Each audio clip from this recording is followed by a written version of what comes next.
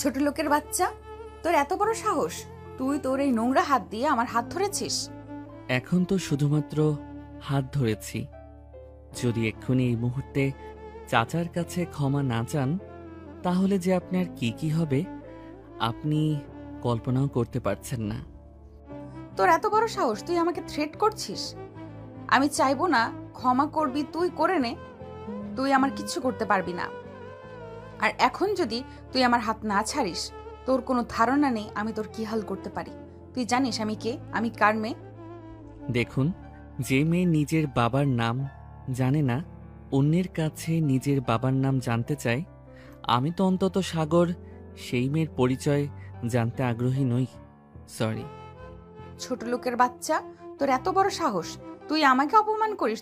তুই জানিস আমার একটা ফোন কলে তোর পুরো পোস্ট দিয়ে এখান থেকে উচ্ছেদ হয়ে যেতে পারে। ও আচ্ছা, তাই নাকি? ঠিক আছে, আমি এখানে আছি, আমার বস্তির মানুষ যেন এখানে আছে, এবং আমার বস্তি এখানে আছে। আপনি কি করতে পারেন করে নেন, করুন আপনি ফোন। আজ আমিও দেখতে চাই আপনার কত বড় ক্ষমতা। তবে এইটুকু আমি আপনাকে বলতে পারি, আপনি একটা কেন 10টা ফোন কল করলেও না, আপনি আমার না আমার বস্তির লোকজনের আর আমার বস্তির কোনো ক্ষতি করতে পারবেন। তবে আপনি যদি এখন চাচার কাছে ক্ষমা না চান, তাহলে আপনার যে কি হবে, কি পরিণতি হতে চলেছে, সে বিষয়টি নিয়ে আমি ভীষণ চিন্তিত। ও আচ্ছা, তাই নাকি? ঠিক আছে, তুই কি করতে পারিস কর। আমিও দেখতে চাই তুই এই আনিকা খন্দকারের কি করতে পারিস। চাইবো না আমি ক্ষমা। দেখুন, আপনার কপাল ভালো, আমি কোনো মেয়ের গায়ে হাত তুলি না। এজন্য আপনি এখন পর্যন্ত সুস্থ সবল এখানে দাঁড়িয়ে আছেন। তবে ট্রাস্ট মি, আমি যতটা ভালো মহিলাদের গায়ে হাত তুলি না, কিন্তু আমার বস্তির মেয়েগুলো কিন্তু ঠিক ততটা ভালো নয়। তাই তারা রেগে যাওয়ার আগে যত দ্রুত সম্ভব চাচার কাছে ক্ষমা চেয়ে এখান থেকে কেটে পড়ুন। নিজের প্রাণ বাঁচিয়ে না হলে আপনার কি হবে জানি না, তবে আপনার গাড়ি এখান থেকে সুস্থ সবল যেতে পারবে না। বললাম তো, চাইবো না আমি ক্ষমা। তুই কি করতে পারিস কর, আমিও এখানে, আর আমার গাড়িও এখানেই আছে। আমি তোদের ক্ষমতা দেখতে চাই। আপনি চাইবেন না ক্ষমা? বললাম তো, না না না না না, আমি ক্ষমা করব না। ঠিক আছে, এরপর যা যা ঘটবে তার জন্য দায়ী থাকবেন আপনি। এটা বলতে পারবেন না আমি আপনাকে সতর্ক করিনি। আশা। হ্যাঁ সাগর, বল। ম্যাডামকে একটু ধরতো, আমি ম্যাডামের গাড়ির একটু খাতির যত্ন করি। বলে সাগর হাতে একটা বাঁশের টুকরা নিয়ে অনিকার দামি ল্যাম্বরগিনি গাড়ির সামনে কাঁচির উপর সজোরে আঘাত করলো। এতে অনিকার গাড়ির সামনের গ্লাস একদমই ভেঙে গুঁড়ো গুঁড়ো হয়ে রাস্তায় পড়ে গেল, এবং এটা দেখে কাঁচ ভাঙার বিকট শব্দের সাথে অনিকা সেও নিজের কানে দু হাত দিয়ে সজোরে বিকট চিৎকার দিয়ে উঠল, কারণ তার সামনে তার শখের এত দামি একটা গাড়ি ভেঙে চুরমার হয়ে যাচ্ছে। কিন্তু সে কিছুই করতে পারছে না, কারণ বস্তির কয়েকজন মেয়ে তাকে ধরে আছে। এভাবেই কয়েকটা আঘাতে অনিকার সামনে অনিকার শখের গাড়িটা একদমই ভাঙ্গা বাক্সে পরিণত হয়েছে। অনিকার গাড়ি ভাঙ্গা একদমই শেষ হয়ে গেলে মেয়েগুলো অনিকার হাত ছেড়ে দেয় এবং সাগর গিয়ে রাস্তার পাশে পড়ে থাকা একজন বৃদ্ধকে তুলে দাঁড় করিয়ে তার গায়ের ময়লা ঝাড়তে ঝাড়তে নরম গলায় বলে, চাচা আপনি ঠিক আছেন তো? গায়ে লাগেনি তো? হ্যাঁ বাবা, আমি একদম ঠিক আছি। হাতে পায়ে একটু ব্যথা লেগেছে, এছাড়া আর কিছু না। তবে তুমি কি কাজটা ঠিক করলে বাবা? আমার জন্য শুধু শুধু বড় লোকের বিগড়ে যাওয়া মেয়ের সঙ্গে পাঙ্গা নিলে। এরপর এই মেয়ে তোমাকে ঠিকঠাক বাঁচতে দিবে না আমি জানি। বড় লোকের বিগড়ে যাওয়া ছলপল তোমাদের মতন সাহসী পরোপকারী লোকেদের দমিয়ে রাখার জন্য পিঁপড়া মনে করে পায়ে পিষতে চায় সব সময়। এটা তুমি কি ঠিক করলে? আমার জন্য কেন শুধু শুধু ওদের লোকেদের সাথে শত্রুতা ঘাড়ে তুলে নিলে? চিন্তা করবেন না চাচা, ওরা আমার কিচ্ছুই করতে পারবে না।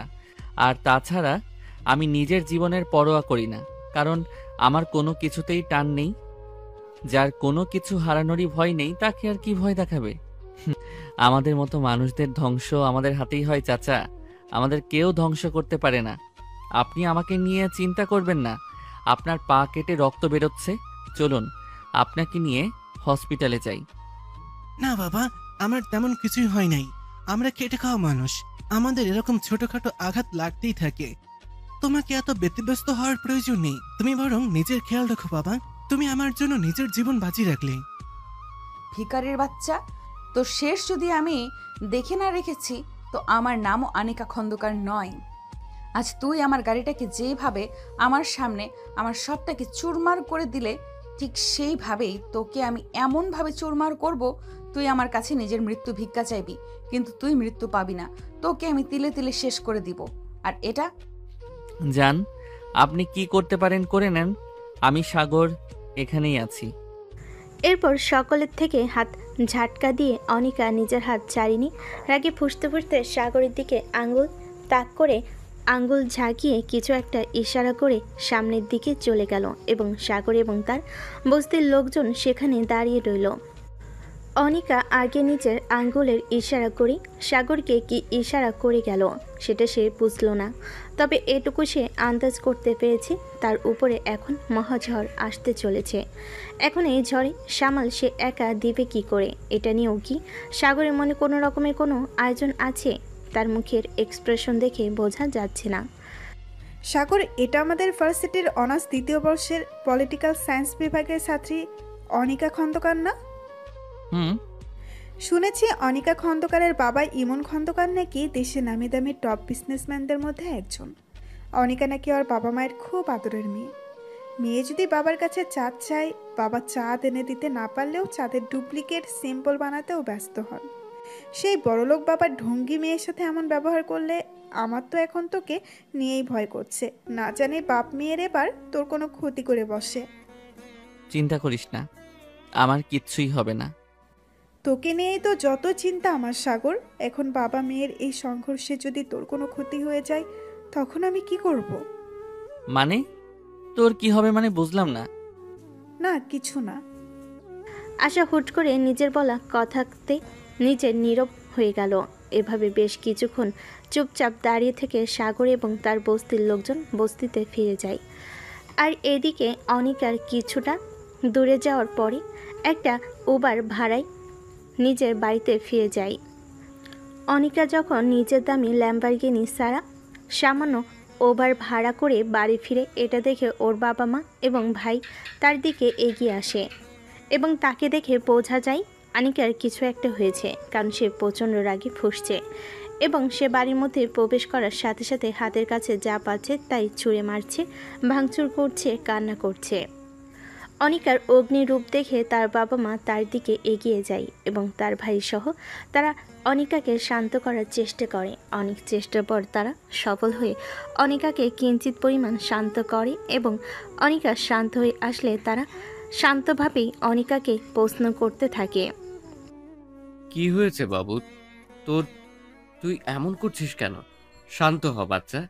এবং কি হয়েছে, কি হয়েছে আমার বাচ্চার সাথে? আমাকে একটু বলো, খুলে খুলে বলো আমাকে, না হলে আমরা বুঝবো কি করে? ভাইজান, ভাইজান, ওই ছোট লোকের বাচ্চা আমাকে রাস্তায় সকলের সামনে অপমান করেছে। আমার সামনে দাঁড়িয়ে আমার শখের ল্যাম্বরগিনিটা ভেঙে চুরমার করেছে, জিনিসের সব কিছু মরুভূমি করে দিয়েছে। ভাইজান, ভাইজান, ওকে আমি ছাড়বো না। ভাইজান, তুমি কিছু করো। তুমি যদি কিছু না করো তাহলে আমি কিন্তু নিজের কিছু করে ফেলবো। আমি অপমান কখনোই মেনে নিব না। কি হয়েছে বাবু? কার কথা বলছো তুমি? শান্ত হও, শান্ত হয়ে আগে বলো কি হয়েছে, কে কি করেছে, আর কে তোমার ল্যাম্বরগিনি ভেঙে ফেলে। আগে শান্ত হও, তা না হলে তুমি অসুস্থ হয়ে পড়বে। কি হয়েছে মামুনি? আমার মামুনিটাকে কে কি বলেছে? দেখি মামুনি, কথা বল আমার সাথে। আব্বুকে বলবা না? ভাইজান, আব্বু জানো, আমার জন্মদিন উপলক্ষে তোমরা যখন আমাকে সেই ল্যাম্বরগিনিটা উপহার দাও, তখন আমি ছিলাম ল্যাম্বরগিনি নিয়ে একটা লং ড্রাইভে গেছিলাম এবং হঠাৎ করে আমি আমার ব্যালেন্স হারিয়ে ফেলি, যার জন্য রাস্তার পাশে একটা মুরব্বি একটা ছোট স্টল লাগিয়ে বসেছিল এবং হঠাৎ আমার গাড়ির সঙ্গে ধাক্কা লেগে স্টলটা পড়ে যায়। আমি সাথে সাথে গাড়ি থেকে বের হয়ে তাকে ক্ষতিপূরণ দিতে চাই, কিন্তু সেখান থেকে একজন বেয়াদব ছোট লোকের বাচ্চা এসে আমাকে বলে সেই ছোট লোক গরিব বৃদ্ধের কাছে ক্ষমা চাইতে। আমি যখন সেটা অস্বীকার করি, তখন সেই ছোট লোক তার বস্তির কয়েকজন মেয়েকে নিয়ে আমাকে ধরে রেখে আমার সামনে আমার শখের গাড়িটা ভেঙে চুরমার করে দেয়। আব্বু, ভাইজান, সত্যি বলছি, গাড়িটা বিষয় না, ও শুধু গাড়ি ভাঙে নাই, আমাকে সকলের সামনে ছোট প্রমাণ করেছে এবং চরম অপমান করেছে। এই অপমানের বদলা যদি তোমরা কখনো না নাও তাহলে আমি কিন্তু নিজের ক্ষতি করে ফেলবো। আমি ওকে ছাড়বো না বাবা, তুমি কিছু একটা করো প্লিজ। চিন্তা করো না আম্মু, তুমি শান্ত হও। আমি দেখছি বিষয়টা কি করা যায়। আমার আম্মুকে কষ্ট দেওয়া আমি দেখছি। হ্যাঁ দেখছি, মানে আমার বাচ্চাকে কষ্ট দেওয়া। দাঁড়াবো, আমি হারামজাদাটাকে পুঁতে ফেলবো, ওই জায়গায় গেড়ে রাখবো। তুমি চিন্তা করো না বাচ্চা, শান্ত হও, আর কষ্ট পেতে হবে না। আমি আবার আমার বাচ্চাটাকে ল্যাম্বরগিনি কিনে দেবো। সত্যি বলছো আব্বু? সত্যি বলছিস ভাইজান? তোরা শাস্তি দিবি ওই ছোট লোকটাকে? আমার সামনে শাস্তি দিবি যাতে আমার ভেতরের আগুন তাই সামান্য হলেও পানি পড়ে, না হলে আমি জ্বলে পুড়ে শেষ হয়ে যাব ভেতর থেকে। অবশ্যই বাচ্চা। ঠিক আছে আম্মু, অনেক হয়েছে, এখন তুমি উপরে যাও। সারাদিন তো মনে হয় খাওয়া দাওয়া হয়নি। এই অনিকার আম্মু, অনিকাকে উপরে নিয়ে যাও, আমার মামুনি আজকে অনেক ক্লান্ত। অনিকার আব্বুর আদেশ পাওয়া মাত্রই অনিকার আম্মু দৌড়ে আসে অনিকার কাছে এবং তার মাথায় হাত বুলিয়ে দিয়ে তাকে সযত্নে উঠে দাঁড় করায়। এবং অনিকার আম্মু যখন অনিকাকে নিজের দিকে নিয়ে যায়, অনিকার আব্বুর কাছে কিছুটা এগিয়ে আসে এবং জিজ্ঞেস করে, কি হলো বলো তো বিষয়টা আব্বু? কার এত বড় সাহস হলো আমার বাঘিনীকে আঘাত করার? সে কি ভুলে গেছে আহত বাঘিনী কতটা ভয়ঙ্কর হতে পারে? আমিও তো এই কথাই ভাবছি বাবা, কার এত বড় সাহস আমার পাখিনিকে থাবা মারে। এখন যে এই সংঘর্ষ কত দূর পর্যন্ত যাবে এটা নিয়ে আমি চিন্তিত। সে না হয় বুঝলাম, কিন্তু ম্যাডাম যে অর্ডার করে গেল, না হলে এসে কখনোই অপমান মেনে নেবে না, নিজের ক্ষতি করবে। এখন কি করবে আব্বু? সত্যি সত্যি কি ছেলেটার ক্ষতি করবে? দেখো অনেক, ভুলে যেও না, অনিকা যতই আমার মেয়ে হোক না কেন, ভুল তারও ছিল এবং সে যে ভুল করেছে সেই ভুলের শিক্ষা আমরা তাকে দিতে পারি নাই। বাইরের একজন এসে সেই ভুলের শিক্ষা তাকে দিয়েছে। আমি তো চাইবো এখন থেকে বারবার রোজ তার সঙ্গে অনিকার দেখা হোক, যেন অনিকার এই অহংকার বোধ তাকে ছাড়তে হবে। তবে এখন যেহেতু কথা দিয়ে ফেলেছি, পিছিয়ে যাওয়ার কিছু নেই। দেখি কালকে ডিআই দিয়ে আশরাফকে দিয়ে ছেলেটাকে উঠিয়ে নিয়ে আসতে হবে। আমিও দেখতে চাই কে এই মহাপুরুষ, যে আমি যে কাজটা করতে পারিনি এতদিনে সে একদিনে সেই কাজ করে ফেলে দিল। আমার তার সঙ্গে দেখা করাটা প্রয়োজন। তুমি মনে মনে কি পরিকল্পনা করছো বলো তো বাবা? আমার তোমাকে মোটেও স্বাভাবিক মনে হচ্ছে না। তুমি নিশ্চয়ই ভেতরে ভেতরে কিছু পরিকল্পনা করছো। সময় হলে সব জানতে পারবে বাবা। এখন যাও, বোনের কাছে যাও, দেখো সে শান্ত হলো কিনা। অনিকার আব্বু মনে মনে যে গভীর কিছু ভাবছে সেটা তার মুখের এক্সপ্রেশন দেখে বোঝা যাচ্ছে। অনেক বুঝতে পারলো না এবং সে মাথা চুলকাতে চুলকাতে অনিকার ঘরের দিকে চলে গেল। আর এদিকে অনিকার আব্বু খুব মনোযোগ সহকারে কিছু একটা ভেবে হালকা করে হেসে উঠল। এদিকে অনিকার আম্মু এবং অনেক কষ্টে বুঝিয়ে অনিকাকে খাইয়ে ঘুম পাড়িয়েছে। রাত আসে কিছু মানুষের সাম্রাজ্যের বিভিন্ন আয়োজন নিয়ে, আবার কিছু মানুষের নিত্যদিনের মানসিক চাপ নিয়ে। ঠিক সেভাবেই সারাদিন অনেক ঘুরেও সাগর আজ কোনো কাজ পায়নি। এর জন্য তার আজকে কোনো ইনকাম হয়নি। সামনে তার ইউনিভার্সিটির ফাইনাল ইয়ারের পরীক্ষা। সে বিসিএস পরীক্ষার প্রিপারেশন নিচ্ছে, তাই সে কোনো ভালো কোচিংয়ে ভর্তি হয়ে কোচিং করবে। সেই টাকা তার কাছে নেই, সেই টাকা জোগাড় করবে কিভাবে? এবং পরবর্তীতে ইউনিভার্সিটিতে রেজিস্ট্রেশন ফি জমা দিতে হবে। কিভাবে কি করবে তা নিয়ে ভীষণ দুশ্চিন্তায় আকাশের দিকে চেয়ে আছে এবং মনে মনে বলছে, হে আমার রব, তুমি আমাকে ধৈর্য দাও, আমাকে মানসিকভাবে ভেঙে পড়তে দিও না। অনেক তো আমাকে সঙ্গ দিলে, আর কিছুটা সঙ্গ দাও দয়া করে আমার উপরে। বাবা মা তো অনেক আগেই ফাঁকি দিয়ে পালিয়েছে। দুনিয়াতে সঙ্গী বলতে তুমি আর এই বস্তির কিছু মানুষ, তারা আমাকে সব সময় মন থেকে জোর দিয়ে যাও, এখন আমাকে সঙ্গ দিও, খোদা আমাকে একা পড়তে দিও না। কথাগুলো নিজের আনমনে ভাবতে ভাবতে সাগরের চোখের কোণা দিয়ে কিছু নোনা জল গড়িয়ে পড়ল। সাগরের এই দুনিয়াতে আপন বলতে কেউ নেই। খুব ছোটবেলায় তার বাবা মা মারা যায়। তার বাবা ছিল দেশের স্বনামধন্য একজন ব্যবসায়ী। যখন তার বাবা মারা যায় তখন সাগরের চাচা চাচি ভালো মানুষের মুখোশ পরে তার সাথে কিছুদিন ভালো ব্যবহার করে তাকে তাদের কাছে নিয়ে গিয়ে রাখে। এরপর আস্তে আস্তে সাগরের থেকে সব কিছু নিয়ে নেয় এবং দিন দিন তাদের আচরণ ব্যবহার পরিবর্তন হতে থাকে। যখন সাগরের থেকে সাগরের সব কিছু তাদের নেওয়া শেষ, তখন তারা সাগরকে তাদের বাড়ি থেকে বের করে দেয়। সাগর যখন বাড়ি থেকে বের হয়ে রাস্তায় রাস্তায় ঘুরে বেড়াচ্ছিল, পেটে খাবারের ছিল না, কোনো কাজ ছিল না, থাকার জায়গা ছিল না। এই সময় সাগরকে সেই বৃদ্ধা সেই বস্তিতে নিয়ে গিয়ে জায়গা দেয়, যে বৃদ্ধার জন্য অনিকার সঙ্গে সেদিন সাগরের এত ঝামেলা হয়। রাতটা ভীষণ চিন্তা এবং দুশ্চিন্তায় সাগরের পার হয়ে যায়। পরের দিন সকালে সে তার বস্তির কিছু দিন মজুরের সঙ্গে কাজে বেরোবে। এমন সময় হঠাৎ করে পুলিশের গাড়ি আসে তাদের বস্তিতে। হঠাৎ করে বস্তিতে পুলিশের গাড়ি এসে সবাই আতঙ্কে ছড়িয়ে ছিটিয়ে পড়ে। সবাই ভাবে কি হলো। পুলিশের গাড়ি থেকে কয়েকজন পুলিশ নেমে এসে সকলের কাছে সাগরের কথা জানতে চায়। কয়েকজন সাগরকে দেখিয়ে দেয় এবং খুব অদ্ভুতভাবে তাকিয়ে থাকে। সাগর তো পুলিশ কেস খাওয়ার মতো কাজ করার মতো কোনো কাজ কখনো করবে না, সে তো তেমন ছেলে নয়। এমন সময় পুলিশ গিয়ে সাগরের সামনে দাঁড়ায় এবং প্রশ্ন করে, আপনি মিস্টার সাগর? জি বলছি, বলুন। মিস্টার সাগর, আপনাকে আমাদের সঙ্গে থানায় যেতে হবে। আপনার নামে অভিযোগ আছে। অভিযোগ? কে করে অভিযোগ এবং কিসের অভিযোগ? সেটা থানায় গেলেই জানতে পারবেন। ডিআইজি সাহেব আপনাকে দেখেছেন, আপনাকে যেতে হবে আমাদের সঙ্গে। পুলিশ সাগরকে আর কোনো কথা বলার সুযোগ না দিয়ে তাকে গাড়িতে নিয়ে গিয়ে তুলে। পুলিশের গাড়ি বস্তি ছেড়ে বেরিয়ে গেলে সাগরকে নিয়ে সবার মাঝে কানাঘোষা শুরু হয়।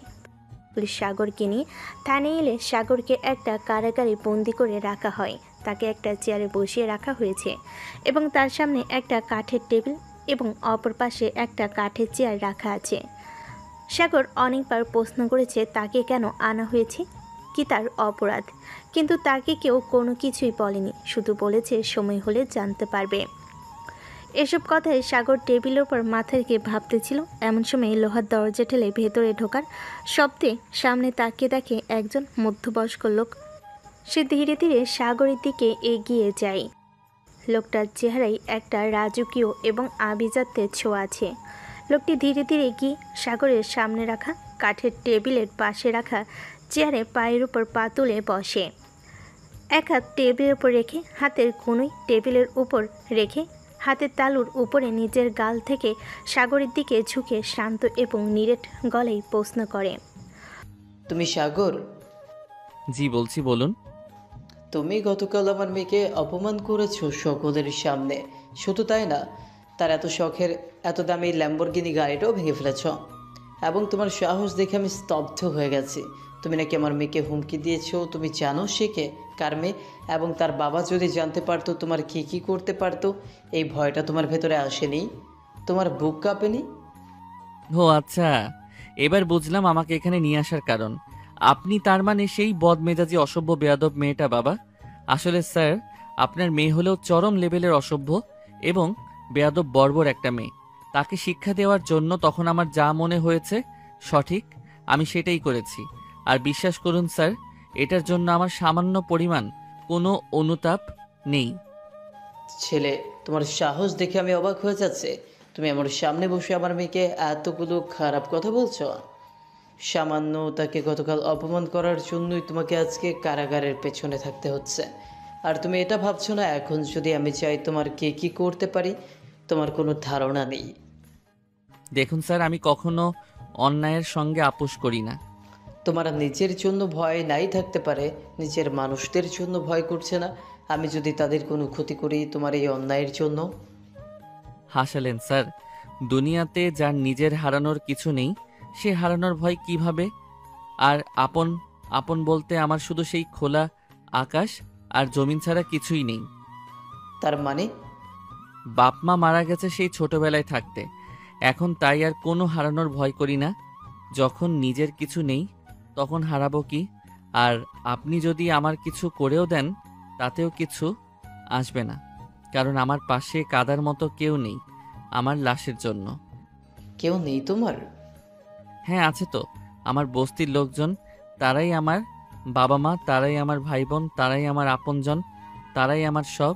আর তাদের ক্ষতি করতে চাইলে আমি তো ছেড়ে দিব না। যখন পেটে খাবার ছিল না, মাথার উপর ছাদ ছিল না, তখন চাচা আমাকে তাদের বস্তিতে আশ্রয় দেয়। তিনি যদি সেদিন আমাকে তাদের বস্তিতে আশ্রয় না দিতেন তাহলে আমি সাগর হয়তোবা বিলীন হয়ে যেতাম। আমি জানি স্যার, চাচার পরিবার চলে সেই ছোট্ট মুদির দোকানটা থেকে।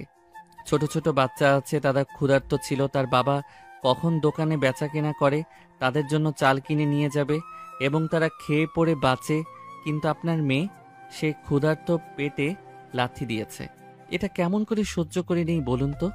এর জন্য যদি আপনি আমাকে মেরেও ফেলেন তাতে আমার কোনো আপত্তি থাকবে না, কিন্তু বারবার যদি আপনার ভুলগুলো করে বারবার তাকে শিক্ষা দেওয়ার জন্য আমি যদি সেখানে থাকি, আমাকে বারবার আমাকে খুন করতে হবে আপনার মেয়ের অপমানের জন্য। অনিকার আব্বু এতক্ষণ চুপচাপ সাগরের কথাগুলো শুনছিল। সাগরের কথা বলা শেষ হলে তিনি বেশ কিছুক্ষণ নীরব থেকে হুট করে সাগরকে একটা কথা বলে বসে, যেটা শোনার জন্য সাগর হয়তোবা প্রস্তুত ছিল না। বিশ্বাস করো ছেলে, আমি নিজেও চাই তুমি বারবার আমার মেয়েটাকে এইভাবে শাসন করো। আমার মেয়েটা ছোটবেলা থেকে যখন যা চেয়েছে তাই পেয়েছে, যখন যা মনে এসেছে তাই করেছে। এই জন্য দিন দিন আমার মেয়েটা বিগড়ে গিয়েছে, কিন্তু তার মন খারাপ না। তুমি কি আমার মেয়েটাকে শাসন করার দায়িত্ব নেবে? তাকে সঠিক পথ দেখানোর দায়িত্ব নেবে? তুমি কি আমার মেয়েটাকে বিয়ে করবে? কি বলছেনটা কি? আপনার মাথা ঠিক আছে? অসম্ভব, আমি কখনোই আপনার ওই বেয়াদব মেয়েকে বিয়ে করব না। আর তাছাড়া আপনি কি জানেন না, বা আপনি কি ভুলে যাচ্ছেন, আপনার মেয়ে আমার থেকে যোগ্যতার দিক থেকে অনেক বড়। তাহলে কেন আপনি আপনার মেয়ের সঙ্গে আমার বিয়ে দিতে চাইছেন? মেয়ের থেকে যোগ্যতার ছোট ছেলের সঙ্গে মেয়ের বিয়ে দিলে আপনার মান যাবে না। তোমার কাছে আর কোনো অপশন নেই, তোমাকে বিয়ে করতেই হবে। তুমি যদি আমার মেয়েকে বিয়ে না করো তাহলে সারা জীবন তোমাকে জেলে পচে মরতে হবে। আর ভুলে যেও না, জ্ঞানী মানুষেরা বলেছেন মানুষ যোগ্য হয়ে জন্মগ্রহণ করে না, যোগ্যতা অর্জন করতে হয়। আর যোগ্যতা এটা কখনো কোনো সম্পর্কের বাধা হতে পারে না। আর আমি জানি তুমি অনেক বুদ্ধিমান একটা ছেলে, তুমি আমার মেয়েকে অনেক ভালো রাখবে। আর মেয়ের সুখের জন্য মানুষের কথা শুনতে প্রস্তুত নই। আমি সারা জীবনে জেলে পচে মরতে রাজি আছি স্যার, তারপরও আমি আপনার ওই বেয়াদব মেয়েটাকে বিয়ে করতে রাজি নই। সরি, আমাকে ক্ষমা করবেন। আমি জানতাম ছেলে তুমি রাজি হবে না। তুমি যদি আমার মেয়েকে বিয়ে করতে রাজি না হও, এরপর তোমার বা তোমার বস্তির সঙ্গে যা যা হবে তার জন্য সম্পূর্ণ তাই তুমি হবে। আর আমাকে দোষ দিতে পারবে না যে আমি আগে কেন তোমাকে সতর্ক করি নাই। কি বলতে চাইছেন আপনি? তুমি যেটা ভাবছো একদম সেটাই বলতে চাইছি। দেখুন, আপনি আমার বুঝতে কোনো ক্ষতি করবেন না। আমি অনুরোধ করছি আপনার কাছে, ওই মানুষগুলোর মাথার উপরে ছাদে কোনো ক্ষতি আপনি করবেন না। আসছি। দাঁড়ান, আমি রাজি আপনার মেয়েকে বিয়ে করতে, তারপরও আপনি আমার বস্তির কোনো ক্ষতি করবেন না। That's like me good boy. অনিকার আপু সাগরের সাথে কথা শেষ করে ডিআইজি আশরাফুলকে সাগরকে ছেড়ে দিতে বলে এবং চলে গেলেন। এবং সাথে সাগরকে এটা বলে যেতে ভুললেন না, আগামী সপ্তাহে শুক্রবারই তার এবং অনিকার বিয়ে। সে যেন তার আগেই অনিকার বাড়িতে চলে আসে। অনিকার আব্বু চলে যাওয়ার কিছুক্ষণ পরই সাগরকে ছেড়ে দেওয়া হয় এবং সাগর সেখান থেকে বিধ্বস্ত অবস্থায় আবার সেই বস্তিতে ফিরে যায়। সাগর যখন বস্তিতে ফিরে যায় তখন কেমন যেন অন্যরকম নজরে সবাই সাগরকে দেখতে শুরু করে। কেন সাগরকে পুলিশ উঠিয়ে নিয়ে গিয়েছিল, সে কি করেছে, কেন করেছে, এটা নিয়ে সারা বস্তিতে একটা গুঞ্জন শুরু হয়ে গিয়েছে। সাগর গিয়ে যখন বস্তিতে পৌঁছে তখন সাগরকে দেখে আশা দৌড়ে আসে সাগরের সামনে এবং হাঁপাতে হাঁপাতে বলে, কিরে সাগর, কোথায় ছিলি এতক্ষণ তুই? আর ওই পুলিশগুলো তোকে কোথায় নিয়ে গেছিল? কেনই বা নিয়ে গেছিল? তুই কি করেছিস এখন বল আমায়।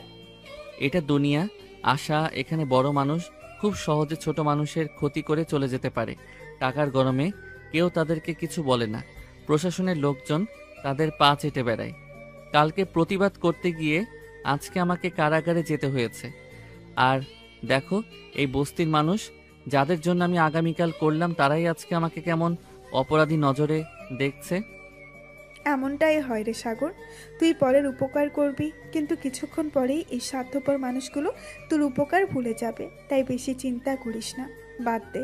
চল আগামী মাসে তো আমাদের অ্যাডমিশন পরীক্ষা। আমার কাছে কিছু নোটস আছে, আমি নোটস নিয়ে এসে পরীক্ষার প্রস্তুতি গ্রহণ করবি। তোকে একদিন সবাইকে দেখিয়ে দিতে হবে তুই কি আর কি করতে পারিস। আমি সেই দিনের অপেক্ষায় আছি, আর আমি জানি তুই পারবি। তোর প্রতি আমার অনেক বিশ্বাস এবং তোকে নিয়ে আমার অনেক আশা রে। হয়েছে হয়েছে, অনেক হয়েছে, চলেন পাকনা বড়ি একটা। সাগরের বলা কথাগুলো শুনে বস্তির সকল মানুষ চুপ হয়ে যায়। তারা জানে সাগর কখনো জেনে শুনে অন্যায় করতে পারে না এবং তার সামনে কোনো অন্যায় হলে সে চুপ থাকতে পারে না, সে প্রতিবাদ করে এবং অত্যন্ত সাহসী একটা ছেলে। এরপর সাগর আশার মাথায় একটা হালকা চাটি মেরে তাকে নিয়ে সামনের দিকে চলে যায়, কারণ তাকে এখন নিজের ভবিষ্যৎ নিয়ে ভাবতে হবে, প্রচুর পড়াশোনা করতে হবে, তাকে মানুষের মতো মানুষ হতে হবে। এদিকে আনিকার আব্বু বাড়ি ফিরে এলে আনিকা দৌড়ে আসে, তার আব্বুকে হালকা করে জড়িয়ে ধরে এবং আহ্লাদে সুরে বলে, আব্বু তুমি কি দিয়েছো ওই ছেলেটাকে শিক্ষা? তুমি কি নিয়েছো আমার অপমানের জবাব? তুমি চিন্তা করো না মামুনি, আমার মামুনি অপমানের প্রতিশোধ আমি নিব এবং তাকে তার যোগ্য শাস্তিটাই আমি দিব। সত্যি বলছো আব্বু তুমি? সত্যি মামুনি। অনিকার আব্বুর কথা শুনে খুশি হয়ে যায় এবং সে তার ঘরে চলে যায়। এবং অনিকা চলে গেলে অনিকার আব্বু হালকা হেসে মনে মনে বলেন, চিন্তা করো না মামুনি, আমি তার জন্য তার যোগ্য শাস্তির ব্যবস্থা করে এসেছি। এই কথাটি বলে অনিকার আব্বু তার নিজের ঘরে চলে যেতে নিলে অনিক আর তার আম্মু তাকে আটকায় এবং প্রশ্ন করে, তুমি সত্যি সত্যি ওর নির্দোষ ছেলেটার ক্ষতি করবে? তুমি নিজেও জানো ছেলেটার কোনো দোষ নেই, দোষটা পুরোটাই তোমার মেয়ের। তাহলে কেন তুমি শুধু শুধু সেই নির্দোষ ছেলেটাকে কেন শাস্তি দিতে যাবে বলো তো? দেখো, আমি এখন বাইরে থেকে এসেছি এবং আমি ভীষণ ক্লান্ত, তাই আমাকে বিরক্ত করো না। চিন্তা করো না, আমি কারো কোনো ক্ষতি করব না, তবে যে সিদ্ধান্ত নিব তা সকলের জন্য মঙ্গল। এইটুকু বিশ্বাস তুমি আমার উপরে করতেই পারো। এভাবেই দিন কেটে যায় এবং দেখতে দেখতে সেই কাঙ্ক্ষিত দিনটি চলে আসে। আজকে সাগর এবং অনিকার বিয়ে উপলক্ষে অনিকার বাবা তাদের গাড়ি পাঠায় বস্তিতে সাগরকে নিতে আসতে। হঠাৎ বস্তিতে এত দামি এবং বিশাল একটা গাড়ি আসতে দেখে সকলে ভীষণ অবাক হয় এবং গাড়ির আশেপাশে ভিড় জমায় এবং সেই গাড়ি থেকে লোক বের হয়ে সরাসরি সাগরের ঘরের সামনে গিয়ে সাগরকে ডাকতে থাকে। সবেমাত্র সাগর ঘুম থেকে উঠেছে, এমন সময় গাড়ির ড্রাইভার বলে, স্যার, খন্দকার সাহেব আপনাকে নিয়ে যেতে বলছেন। আপনি দাঁড়ান, আমি আসছি। বেশ কিছুক্ষণ পরে সাগর ফ্রেশ হয়ে আসলে ড্রাইভার তার পেছনের দরজা খুলে দেয় সাগরকে বসার জন্য এবং সাগরকে নিয়ে তিনি চলে যায়। সাগর গাড়িতে উঠে চলে যাওয়ার পর আজকে আবার বস্তির মানুষ সাগরকে নিয়ে আলোচনায় বসে। দূর থেকে আসা খুব সুন্দর দৃষ্টিতে সাগরের দিকে চেয়েছিল। হঠাৎ করে সাগরকে নিতে গাড়ি কেন এসেছে এবং গাড়িতে ঘুরেই বা সাগর কোথায় যাচ্ছে। এরপরে ড্রাইভার সাগরকে নিয়ে খন্দকার বাড়িতে আসে এবং ড্রাইভার সাগরকে নিয়ে খন্দকার বাড়ির ভেতরে প্রবেশ করলে সাগর লক্ষ্য করে চারপাশে বেশ মানুষের সমাগম এবং বেশ আয়োজন চলছে ঘরোয়াভাবে। সাগর মনে মনে ভাবে, তবে কি ওই অহংকারী মেয়েটাও বিয়েতে রাজি হয়েছে? কিন্তু কেন? আমি না হয় দায়ে পড়ে বিয়ে করতে রাজি হয়েছি, সে কেন রাজি হলো? সাগর দাঁড়িয়ে এসব কথাই ভাবছিল, এমন সময় পিছন থেকে একজন এসে সাগরের কাঁধে হাত রাখে এবং সাগর পিছন ফিরে দেখে অনিকার আব্বু সাগরের কাঁধে হাত রেখে দাঁড়িয়ে আছেন। এদিকে সবেমাত্র অনিকার ঘুম ভেঙেছে এবং বাইরে থেকে কেমন সরগরমের আওয়াজ তার কানে যাচ্ছে। এতে সে বিরক্ত হয়ে ঘর থেকে বেরিয়ে আসে এবং এসে দেখে তাদের বাড়িতে মানুষের সমাগম শুরু হয়েছে এবং কোনো কিছুর আয়োজন চলছে। কয়েক সেকেন্ড সে দাঁড়িয়ে থেকে ভেবে দেখে আজকে তাদের বাড়িতে কোনো অনুষ্ঠান ছিল কিনা। তবে তার জন্য তাদের বাড়িতে কোনো অনুষ্ঠান ছিল না, তাহলে কিসের আয়োজন চলছে এটা জানার জন্য অনিকা নিচে নেমে দেখে তার বাবা এবং সেই বস্তির ছোটলোক ছেলেটা বসে কথা বলছে। এমন সময় অনিকার চোখে ঘুম চলে যায় এবং সে তেলে বেগুনে জ্বলে ওঠে। সে তো উড়ে এসে সাগরের কলার চেপে ধরে সাগরকে দাঁড় করে এবং রাগে কটমট করতে করতে সাগরকে বলে, ওই ছোট লোকের বাচ্চা, তোর এত বড় সাহস, তুই আমার বাড়ি পর্যন্ত চলে এসেছিস। কি হচ্ছেটা কি অনিকা? ছাড়ো বলছি ওকে। না ছাড়বো না, তার আগে বল এই ছোট লোকটা এখানে কি করছে? আর তাছাড়া বাবা, তুমি না বলেছিলে তুমি এই ছোট লোকটাকে শাস্তি দিয়েছো? তাহলে সে তো দিব্যি সুস্থ সবল আমার বাড়ি পর্যন্ত চলে এসেছে, তবে কি তুমি আমাকে মিথ্যা বলেছিলে? না অনিকা, আমি মিথ্যা বলিনি। ওকে যে শাস্তি দেওয়া হবে সেই শাস্তি আজকে কার্যকর করা হবে, এই জন্য তাকে আজকে এখানে নিয়ে আসা হয়েছে। মানে কি বলতে চাইছো কি আব্বু তুমি? আজকে তোমাকে ওকে বিয়ে করতে হবে। কি পাগল হয়ে গেছো তুমি আব্বু? তোমার কি মাথা ঠিক আছে? শাস্তি কি তুমি ওকে দিচ্ছ না আমাকে? আমি কিন্তু কখনোই ওই ছোট লোকটাকে বিয়ে করব না। এর থেকে ভালো আমি মরে যাব, তারপরও আমি এই ছোট লোকটাকে বিয়ে করতে পারবো না, করব না। বিয়ে তো তোমাকে করতেই হবে মামুনি। আত্মীয় স্বজন বন্ধু বান্ধব সকলকে দাওয়াত দেওয়া শেষ, এখন দ্রুত গিয়ে ফ্রেশ হয়ে আসো। অসম্ভব বাবা, কখনোই না। সম্ভব না, সব সম্ভব। আমাকে খারাপ হতে বাধ্য করো না, যা বলছি তাই করো। তুমি যখন যা চেয়েছো, যখন যা করেছো, যখন যা বলেছো সব করেছি তোমার জন্য। আর তুমি আমার জন্য সামান্য বিয়ে করতে পারবে না? আর এই নাকি তুমি আমাকে সব থেকে বেশি ভালোবাসো? না মানা, তুমি আমাকে ভালোবাসো না, তুমি কখনোই আমাকে ভালোবাসে না। তুমি শুধু মুখেই বলে গেছো তুমি বাবাকে ভালোবাসো, কিন্তু না, এগুলো সত্যি না, সব তোমার মুখের কথা। তার বাবার কথা শুনে অনিকা কিছুক্ষণ স্তব্ধ হয়ে থাকে এবং পরক্ষণে বিকট শব্দে চিৎকার দিয়ে ওঠে এবং হাতের পাশে থাকা ফুলদানিটা তুলে ছুঁড়ে মারে মেঝেতে এবং তার সাথে সাথে বিকট শব্দ করে ভেঙে গুড়িয়ে যায়। হঠাৎ ভাঙ্গা শব্দের চারিদিক থেকে মানুষ ছুটে এসে ড্রয়িং রুমে তাদেরকে ঘিরে দাঁড়ায় এবং অবস্থায় বেগতিক দেখে অনিকার সাথে করে নিয়ে অনিকার রুমের দিকে যায় তাকে শান্ত করার জন্য এবং যাওয়ার আগে তার বাবাকে বলে যায় সে বিষয়টা দেখছে এবং নিশ্চয়ই অনিকার আজকে বিয়ে হবে সাগরের সাথে। ভাইজান বাবা এটা কি বলছে? আপনি কি ভুলে গেছেন আমি তার মেয়ে নাকি আমাকে কোথাও থেকে নিয়ে এসেছে? আমার তো মনে হয় না আমি আব্বুর মেয়ে। আমি যদি আব্বুর মেয়ে হতাম তাহলে আব্বু কখনোই আমার সঙ্গে এমনটা করতে পারতো না। আব্বু কেমন করে বলছে? ছোট লোকটাকে আমাকে বিয়ে কখনোই করতে পারবো না ভাইয়া। অনিকা, দেখ বোন আমার, বাবা যেহেতু একবার বলেছে বিয়েটা হবে, তার মানে উনি যে করেই হোক তোর সাথে ওই সাগর নাকি সেই ছেলেটার বিয়ে দিয়েই ছাড়। তাই এখন এত ব্যস্ত না হয়ে মাথা ঠান্ডা করে ভাব কি করা যায়। আমি মরে যাব ভাইয়া, তারপরও আমি ওই বেয়াদব ছেলেটাকে বিয়ে করব না। একটা চড় মারবো ফাজিল মেয়ে, সবসময় বেশি কথা বলে। মরা এত সহজ তাই না? তাহলে কি করব ভাইজান? আমি বাবা কেন আমার সঙ্গে এমনটা করছে? কি করব আমি বলতে পারো তুমি আমাকে?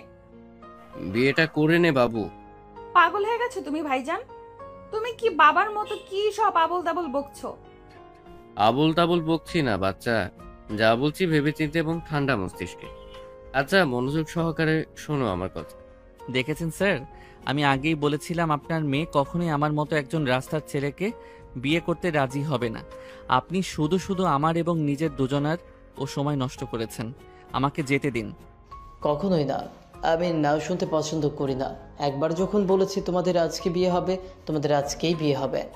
কিন্তু আপনি কেন বুঝতে চাইছেন না বলুন তো যে কথাটা শেষ করতে না দিয়েই উপরে সিঁড়ি থেকে নামতে নামতে অনিকা তার আব্বুর উদ্দেশ্যে বলে উঠল। অনিকার কথা শেষ হতে না হতেই সকলে তার দিকে কেমন অদ্ভুত নজরে তাকায়।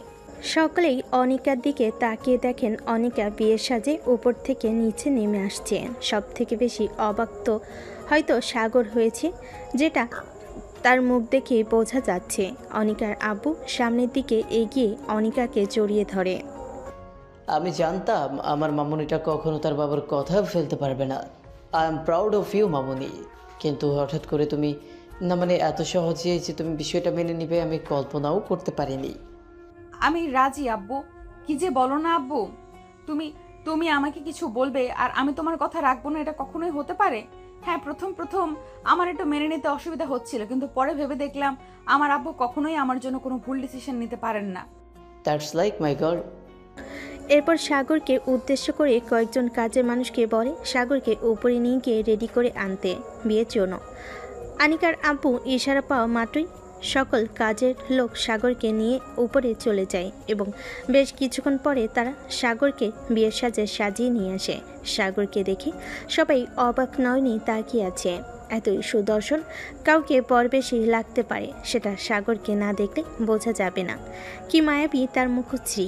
অনিকা নিজেও হয়তো কয়েক সেকেন্ড থমকে গিয়েছিল সাগরকে এমন বেশে দেখে, তবে তা হয়তো বেশিক্ষণ স্থায়ী হলো না, কারণ তার মনের মধ্যে আবার সেই প্রতিশোধের আগুন জ্বলে উঠল। কিন্তু তারপরও চুপচাপ সে বিষয়টা মেনে নিল এবং বিয়েটা করে নিল। অনেক ঝড়ঝাপটা পাড়ি দিয়ে সাগর আর অনিকার বিয়েটা সম্পূর্ণ হয়। তাদের বিয়ে সম্পূর্ণ হতে হতে রাত প্রায় হয়ে এসেছে। এরপর আত্মীয় স্বজন যারা যারা এসেছিল তারা নিজেদের মধ্যে আলোচনায় ব্যস্ত ছিল যে খন্দকার সাহেব কেন তার মেয়েকে এমন একটা ছেলের সঙ্গে বিয়ে দিল, কিন্তু তাতে অনিকার আব্বুর মনে হয় না কিছু এলো গেল। তারপর খাওয়া দাওয়া শেষে অনিকাকে এবং সাগরকে অনিকার ঘরে পাঠানো হয়। সাগর অনিকার ঘরে গিয়ে দেখে পুরো ঘর বিভিন্ন রকমের ফুল দিয়ে এবং লাল নীল আলো দিয়ে সাজানো। সাগর ঘুরে ঘুরে পুরো রুমটা দেখছিল এবং অবাক হচ্ছিল। এমন সময় ওয়াশরুমের দরজা খোলার আওয়াজে সাগর সেই শব্দ অনুসরণ করে পিছনে ফিরে দেখে অনিকা একটা আধুনিক টাইট ফিটিং রাতের পোশাক পরে বাইরে বের হচ্ছে। অনিকা বাহিরে এসে সাগরকে কেমন অদ্ভুত নজরে তার দিকে তাকিয়ে থাকতে দেখে সে আস্তে আস্তে সাগরের কাছে এগিয়ে আসে এবং হঠাৎ করে কোনো কিছু না বলে সাগরের গালে সজোরে একটা চড় মারে। চরের তাল সামলাতে না পেরে সাগর মেঝেতে পড়ে যায় এবং করুণ দৃষ্টিতে অনিকার দিকে তাকিয়ে দেখে অনিকা রাগে লাল হয়ে আছে এবং সে রাগে বলল, জানোয়ার ছোট লোকের বাচ্চা, তোর এত বড় সাহস, তুই আমাকে বিয়ে করার জন্য এসেছিস? তোর এত বড় কলিজা হয় কি করে? তোর কলিজা ছিঁড়ে আমি ফুটবল খেলবো। দেখুন, আমারও কোনো শখ ছিল না আপনার মতো বেয়াদব একটা মেয়েকে বিয়ে করার, কিন্তু আপনার বাবা আমাকে ব্ল্যাকমেইল করে জোর করে আপনার সঙ্গে বিয়ে করতে বাধ্য করেছে। তাই যদি কিছু বলার থাকে নিজের বাবাকে গিয়ে বলুন, আমাকে না। তোকে তো আজকে আমি শেষ করে ফেলবো। নিজে থেকে এত কিছু করে এখন সব দোষ আমার আব্বুর ঘাড়ে দিচ্ছিস? ছোট লোক কোথাকার! তুই কি মনে করেছিস আব্বুর কথা রাখতে বা তোকে ভালোবেসে আমি বিয়ে করেছি? কখনোই নয়। তোর জীবনটাকে জাহান্নাম করার জন্য আমি তোকে বিয়ে করেছি। তুই সেদিন আমাকে যে অপমান করেছিস সবার সামনে, এখন থেকে প্রতি পদে, প্রতিটা সেকেন্ডে, প্রতিটা মুহূর্তে তোকে আমি বারবার মনে করিয়ে দিব তোর নিজের যোগ্যতা, নিজের জায়গা। আমাকে অপমান করার শাস্তি এবার তুই প্রতিটা মুহূর্তেই পাবি। তোকে আমি বলেছিলাম না তোর জীবনটা আমি এমন ভাবে নষ্ট করে দিব যে তুই আমার কাছে নিজের মৃত্যু কামনা করবি, কিন্তু আমি তোকে মৃত্যু দেব না। শখ কত আমাকে বিয়ে করার, তাই না? তো শখ এবার আমি ঘুচিয়ে দিব। এখন থেকে তুই প্রতিদিন এই ঠান্ডা মেঝেতে ঘুমাবি। আমি যখন যা বলবো, যেভাবে বলবো, সব করতে হবে তোকে। আর তুই যদি এই 4 দেওয়ালের কথা বাইরে বের করিস তাহলে তোকে আমি জানে মেরে ফেলবো। আর হ্যাঁ, শুধু তোকে নয়, তোর সঙ্গে মিলে যারা যারা সেদিন আমাকে অপমান করেছে তাদের জীবনটাও আমি জাহান্নামে পরিণত করব। দেখুন, আপনার যত রাগ আমার উপরে, তাই যত কষ্ট দেওয়া, যা খুশি করার আমার সঙ্গে করে, আমার বস্তির লোকজনের জন্য নয়। আর রইল বাকি আপনার কথা মেনে চলার। ঠিক আছে, আপনি যখন যা বলবেন, যেভাবে বলবেন আমি তাই করব, কিন্তু তারপরেও আমার বুঝতে মানুষের কোনো ক্ষতি আপনি করবেন না। তুই যতদিন তোর কথা মেনে চলতে পারবি ঠিক ততদিনই তারা সুস্থ সবল থাকবি। এখন যা, সর এখান থেকে, আমাকে ঘুমোতে দে, আমি ঘুমাবো। কথাটি বলেই অনিকা সাগরের বুকের উপর সজোরে লাথি মেরে তাকে ফেলে দিল। সাগর হঠাৎ আক্রমণে বেশ আঘাত পেল, কিন্তু তারপরও চুপচাপ সহ্য করে নিল, কিছু বলল না। এরপর অনিকা গিয়ে তার বেডে ঘুমিয়ে পড়ল এবং সাগর কিছুক্ষণ বসে থেকে মেঝেতেই ঘুমিয়ে পড়ল। সকালবেলা অনিকা ঘুম থেকে উঠে দেখে সাগর মেঝেতে নেই। সে কিছুক্ষণ নীরব থেকে মনে মনে বলল, ছোট লোকের বাচ্চাটা গেল কোথায়? এরপর সে আরও রেগে যায় এবং চিৎকার দিয়ে বলে ওঠে, এই ছোট লোকের বাচ্চা, কোথায় তুই? এক্ষুনি আমার সামনে আয় বলছি। হঠাৎ অনিকার এমন চিৎকারে সাগর দৌড়ে অনিকার সামনে এসে হাজির হয় এবং বিনয়ী করে বলল, জি বলুন। তোকে কতবার বলেছি আমার যখন যা লাগবে আমি তা যেন সাথে সাথে পাই, তোকে বারবার ডাকা লাগে কেন? আসলে আপনি ঘুমাচ্ছিলেন তো, তাই আমি একটু বাইরে গিয়েছিলাম আশপাশটা ঘুরে দেখার জন্য। তোকে কি এই বাড়িতে আশপাশ ঘুরে দেখার জন্য বসিয়ে বসিয়ে খাওয়ানো হয়? এমন করে বলছেন কেন? বলুন আপনার কি লাগবে, আমি এনে দিচ্ছি। সাগরের কথা শেষ হতে না হতেই অনিকা সজোরে সাগরের গালে একটা চড় মারে। এমন হঠাৎ অনিকার হাতে মার খেয়ে সাগর বিস্মিত হয়ে যায়। কেন অনিকা বারবার সাগরকে আঘাত করে, কারণে অকারণে। এভাবে সাগর আর অনিকার জীবন শুরু হয়। এভাবে বেশ কিছুদিন বিভিন্নভাবে বিভিন্ন সময় বিভিন্ন রকমের অত্যাচার করতে থাকে অনিকা সাগরের উপর। সামনে সাগরের ফাইনাল পরীক্ষা, এজন্য আজকে সাগর ইউনিভার্সিটিতে যাবে। সাগর যখন রেডি হয়ে বের হতে যাবে এমন সময় অনিকার আব্বু সাগরকে ডেকে বলে, বাবা সাগর কোথায় যাচ্ছ তুমি? আসলে আঙ্কেল, সামনে আমার পরীক্ষা, এজন্য আজকে আমাকে একটু ইউনিভার্সিটিতে যেতে হবে। ও, তুমি পড়াশোনা করো? কই, আগে তো কখনো বলো নাই। আগে তো আপনি কখনো প্রশ্ন করেন নাই এই বিষয়ে, এজন্য এই বিষয়ে আগে আপনাকে বলা হয় নাই। ও আচ্ছা, তা কোন ইউনিভার্সিটিতে পড়ো তুমি? ঢাকা ইউনিভার্সিটিতে স্যার। অসাধারণ। অনিকাও তো এই একই ইউনিভার্সিটিতে পড়ে। আচ্ছা, কোন ডিপার্টমেন্টে আছো তুমি? পদার্থবিজ্ঞান। মাই গড, আমি যত তোমার বিষয়ে জানছি তত মুগ্ধ হয়ে পড়ছে। কিপ ইট আপ মাই সান। আচ্ছা শোনো, তুমি একা কেন যাচ্ছ? অনিকাও তো এখন ইউনিভার্সিটিতে যাবে, তাহলে তোমরা দুজন একসঙ্গে যাচ্ছ না কেন? আচ্ছা তুমি দাঁড়াও, আমি অনিকাকে বলছি তোমাকে সাথে করে নিয়ে যাওয়ার জন্য। অনিকা মামনি, কোথায় তুমি? না থাক আঙ্কেল, কি দরকার ওনাকে শুধু শুধু বিরক্ত করার। আমি একাই চলে যেতে পারবো, আমার কোনো সমস্যা হবে না। তোমার কোনো সমস্যা না হলেও আমার সমস্যা হবে তুমি যদি এভাবে একা একা ইউনিভার্সিটিতে যাও। আব্বু ডাকছো আমাকে? হ্যাঁ মামনি, বলছি তুমি এখন ইউনিভার্সিটিতে যাবে না? জি আব্বু, এই জন্যই তো রেডি হচ্ছিলাম। তুমি যাওয়ার সময় সাগরকে সাথে নিয়ে যাবে। আর হ্যাঁ, রোজ রোজ তুমি একা ইউনিভার্সিটিতে যাও কেন? আর আগে কেন বলো নি যে সাগর তোমার সঙ্গে তোমার ইউনিভার্সিটিতে পড়ে? এখন থেকে যেন আমি দেখি তুমি আর সাগর একসঙ্গে প্রতিদিন ইউনিভার্সিটিতে যাচ্ছ। কিন্তু আব্বু। আর কোনো কিন্তু নয়। কথাটি বলে অনিকার আপু চলে যায়। অনিকার আপু চলে যেতেই অনিকার রাগি ফুঁসতে ফুঁসতে আবই গিয়ে সাগরী গালের সজোরে একটা চর মারে। সাগর কিছুক্ষণ গালে হাত দিয়ে দাঁড়িয়ে থাকে আর অনিকার আগে কটমট করতে করতে বলে, ছোট লোকের বাচ্চা, তোর এত বড় সাহস, তুই আজকে আমার আব্বুর কাছে আমার নামে নালিশ করেছিস? বিশ্বাস করুন, আমি ওনাকে কিছু বলিনি। বিশ্বাস? তাও আবার তোদের মতো ছোট লোককে? রাগে অনিকা কিছু টাকা সাগরের মুখের উপর ছুঁড়ে দিয়ে চলে যায় এবং তাকে একা একা ইউনিভার্সিটিতে চলে যেতে বলে। আর এই কথা যদি অনিকার আপুর কান পর্যন্ত যায় তাহলে সাগর একদিন কি অনিকার একদিন বলে অনিকা চলে যায়।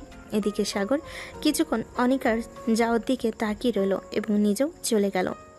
সাগর রিক্সা নিয়ে ইউনিভার্সিটিতে চলে আসে এবং গেট দিয়ে প্রবেশ করতে না করতে হঠাৎ করে কেউ একজন এসে সাগরকে জাপটে ধরে। এতে সাগর হতভম্ব হলেও পরে বুঝতে পারে কে সে। আশা। সাগর, এতদিন কোথায় ছিলি তুই? সে যে তোকে গাড়ি করে গেল আর তো কখনো বস্তিতে ফিরে এলি না। তুই জানিস আমি তোর জন্য কত অপেক্ষা করেছি, এখনো কত অপেক্ষা করি। তুই আগে ইউনিভার্সিটিতে আসতে পারতি না জন্য আমিও আসতাম না। এসে কি করব বল? কারো ইউনিভার্সিটিতে তো তুই থাকতি না, আর এখন শুধু একটা নজর তোকে দেখার জন্য যদি তুই ইউনিভার্সিটিতে আসিস, এই জন্য আমি রোজ ইউনিভার্সিটিতে এসে ঠিক সেই জায়গায় বসে থাকি যে জায়গাটায় তুই আর আমি বসে আগে আড্ডা দিতাম। তুই কোথায় চলে গিয়েছিস সাগর? আর এতদিন কোথায় ছিলি? তোমার কি কখনো আমাদের কথা মনে পড়েনি? আরে পাগলি, এমন করছিস কেন? আমি তো এসেছি। আচ্ছা ঠিক আছে, তুই আয় আমার সামনে, আমি তোকে সব বুঝিয়ে বলছি আমি কোথায় ছিলাম, কেন ছিলাম, আর কেনই বা যদি ইউনিভার্সিটিতে বা বস্তিতে আসিনি। সাগর আশার হাত ধরে নিয়ে তার সামনে দাঁড় করে এবং চোখ তুলে দেখে আশা কান্না করছে। সাগর পরম যত্নে আশার চোখের পানি মুছিয়ে দেয় এবং তাকে নিয়ে সাইডে গিয়ে বসে। এরপর সাগর আশার হাতের উপর হাত রেখে তাকে বলে, আশা, এখন আমি যা বলবো তুই খুব মনোযোগ সহকারে শুনবি।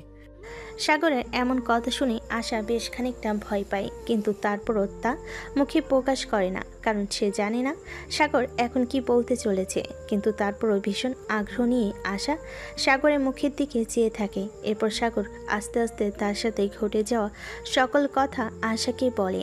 সাগরের কথা শুনে যেন আশার মাথায় বজ্রপাত হয়, সে যেন ভারসাম্য হারিয়ে ফেলে নিজের। সে কাঁপা কাঁপা গলায় বলে, সাগর, তুই বিয়ে করেছিস মানে? তুই কি আমার সঙ্গে মজা করছিস?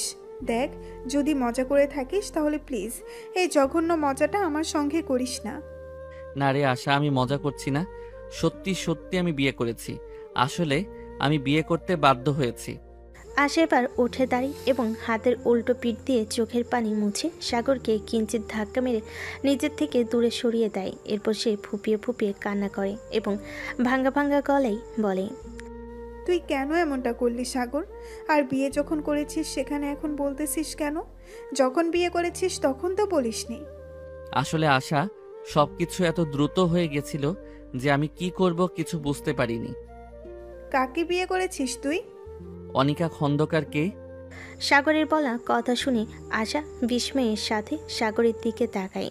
আশার তাকানো দেখে সাগর বুঝতে পারে আশা মনে মনে কী ভাবছে এবং সে এবার আশাকে সব কিছু শুরু থেকে শেষ পর্যন্ত বুঝিয়ে বলে।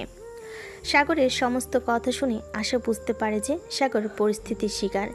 এরপর সে তার কান্নাটা কমিয়ে সাগরের পাশে গিয়ে বসে এবং সাগরের হাত নিজের হাতের মুঠোয় নিয়ে সাগরের দিকে তাকায় এবং অপর হাত দিয়ে সাগরের মাথায় হালকা হাত বুলিয়ে দেয়। আর এই দৃশ্য দূর থেকে একজন দেখে যেন গরম তেলে দেওয়া মাছের মতো ফুটতে থাকে। আশা সাগরকে আশ্বস্ত করে বলে, তোর জীবনটা তো তাহলে শেষ হয়ে যাবে সাগর। তুই কিভাবে সারা জীবন কাটাবি ওই মেয়ের সঙ্গে? ওই মেয়েটা তো তোকে ধ্বংস করে দিবে। আমি নিজের ধ্বংসের পরোয়া করি না আশা, কিন্তু আমি যদি তাদের কথা না মানি তাহলে তারা তোদের উপর অত্যাচার করবে। তাই বলে আমাদের জন্য তুই এভাবে নিজের জীবনটা ধ্বংস করে দিবি? আর কাদের জন্য তুই নিজের জীবনটা এভাবে বাজি রেখেছিস? ওসব মানুষের জন্য যারা তুই গাড়ি করে চলে আসার পর তোকে নিয়ে সমালোচনার আসর বসিয়েছিল। তারা যেমনই হোক আর যাই করুক, তাদের করুণা তো আমি এটা ভুলতে পারবো না কখনো। যে যখন আমার পেটে অন্ন ছিল না, আমার মাথার উপরে ছিল না ছাদ, তখন তারা আমাকে আশ্রয় দিয়েছিল, আমার মুখে খাবার তুলে দিয়েছিল। আর কোনো কিন্তু নাই। চলো যাই, আমরা ক্লাসে যাই। সাগর আর আশা নিজেদের ক্লাসের দিকে চলে যায়। এদিকে এতক্ষণ ধরে অপর পাশের বিল্ডিং থেকে অনিকা সব কিছু পর্যবেক্ষণ করছিল। কেন যেন অনিকার সাগর আর আশার ঢলাঢলিটা পছন্দ হলো না। তাই অনিকা নিজেও ওখানে আর বেশিক্ষণ দাঁড়িয়ে না থেকে তার ক্লাসের দিকে চলে যায়। খুব ভালোভাবে সকলে তাদের ক্লাস শেষ করে। এরপর অনিকা আর তার ফ্রেন্ডরা মিলে ক্যান্টিনের দিকে যায়। অনিকা এবং তার ফ্রেন্ডরা মিলে আড্ডা দিচ্ছিল। এমন সময় সাগর এবং আশা ক্যান্টিনে প্রবেশ করে। অনিকা সাগর এবং আশাকে ক্যান্টিনে প্রবেশ করতে দেখে তার মিলিয়ে যাওয়া রাগটা আবার মাথা চাড়া দিয়ে ওঠে এবং সে কোনো কিছু না ভেবে সাগরকে ডাক দেয়। হে ইউ, এদিকে আয়। অনিকার ডাক অনুসরণ করে সাগর এবং আশা দুজনই অনিকার দিকে লক্ষ্য করে। দেখে অনিকার হাতের আঙ্গুলের ইশারায় সাগরকে নিজের কাছে ডাকছে। তাই সাগরও আর কোনো কিছু না ভেবে অনিকার দিকে অগ্রসর হয়। সাগর যখন অনিকার পাশে গিয়ে মাথা নিচু করে দাঁড়ায়, তখন অনিকা 500 টাকার একটা নোট বের করে সাগরের হাতে দেয় এবং বলে, আমার জন্য এবং আমার ফ্রেন্ডের জন্য কফি নিয়ে এসো এবং সকলের জন্য স্যান্ডউইচ নিয়ে আসবে। এরপর যদি কিছু টাকা বাকি থাকে সেটা তোমার টিপস। তুমি তোমার সেই পাতি গার্লফ্রেন্ডের সঙ্গে এনজয় করতে পারো। ঠিক আছে ম্যাম। সাগরের এরকম নীরবতা এবং কোনো কাজে অনিকার সাথে তর্ক না করা বিষয়টা কেমন যেন অনিকার কাছে আজব লাগে। যে ছেলে একসময় কোনো অন্যায় সহ্য করতে পারত না, সবসময় অন্যায়ের প্রতিবাদ করত এবং তার মনে হতো যে অন্যায় করে এবং অন্যায় সয় দুজনে সমান অপরাধী, তাহলে কিছুদিন ধরে এই ছেলে এত নীরব হয়ে গেছে কেন? তাকে যখন যা বলা হয় সে তখন তাই করে, কোনো কিছুর প্রতিবাদ না করে কেন? এজন্য কয়েকদিন ধরে অনিকা নিজেও সাগরকে বিরক্ত করা ছেড়ে দিয়েছিল। কিন্তু আজকে সকালে সাগর এবং আশাকে একসঙ্গে বসে হাসাহাসি করতে দেখে কেন যেন অনিকার খুব খারাপ লাগে। তার বিষয়টা কোনো মতে ভালো লাগে না। হয়তো আল্লাহর কালিমার জোর ছিল এটা, কারণ কোনো মেয়েই পৃথিবীর সব কিছুর ভাগ দিলেও তার স্বামীর ভাগ কখনোই কাউকে দিতে পারে না। অনিকা মনে মনে এসব ভাবছিল। হুট করে অনিকার বন্ধু রাহুলের ডাকে অনিকার সম্মতি ফিরে এবং সে মনে মনে বলে, কি হচ্ছেটা কি অনিকা? এসব কি ভাবছিস তুই? কবে থেকে ওই ছোট লোক তাকে নিজের স্বামী বলে মানতে শুরু করলি? আর ওই ছোট লোকটা কার সাথে কি করলো না করলো তাতে তোর কবে থেকে মাথা ব্যথা শুরু হলো? এ অনিকা, কি সব ভাবছিস তুই? না তেমন কিছু না। কিছু বলবি কি তুই? তুই কি ঠিক আছিস অনিকা? ঠিক আছে। কেন বলতো?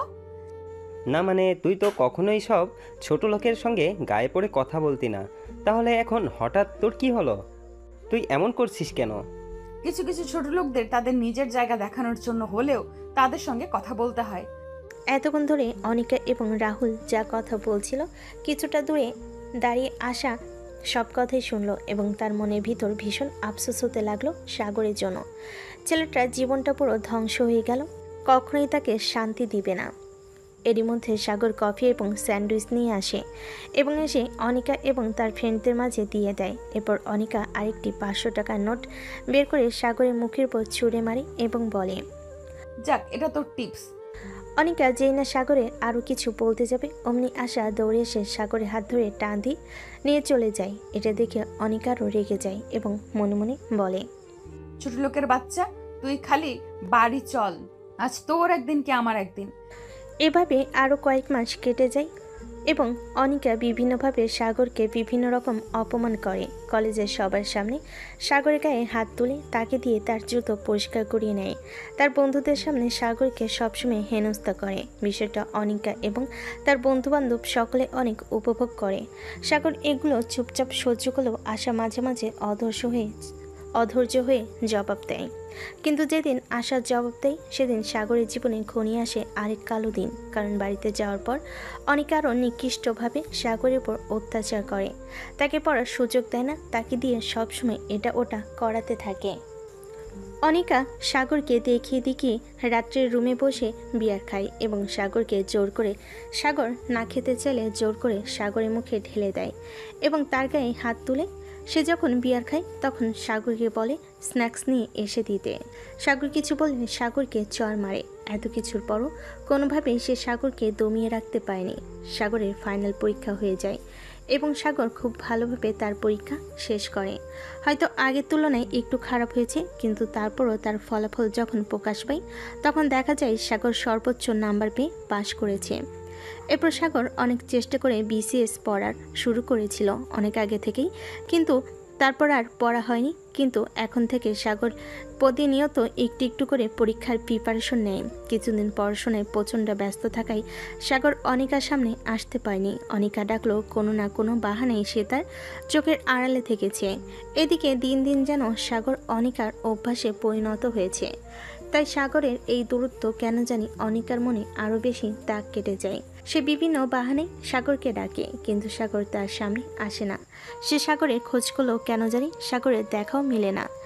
কেন যেন এখন সাগরকে না দেখে অনিকার বেশ খারাপ লাগে। সে মনে মনে ভাবে, ছেলেটার হয়েছেটা কি, এখন কেন আমার সামনে আসে না?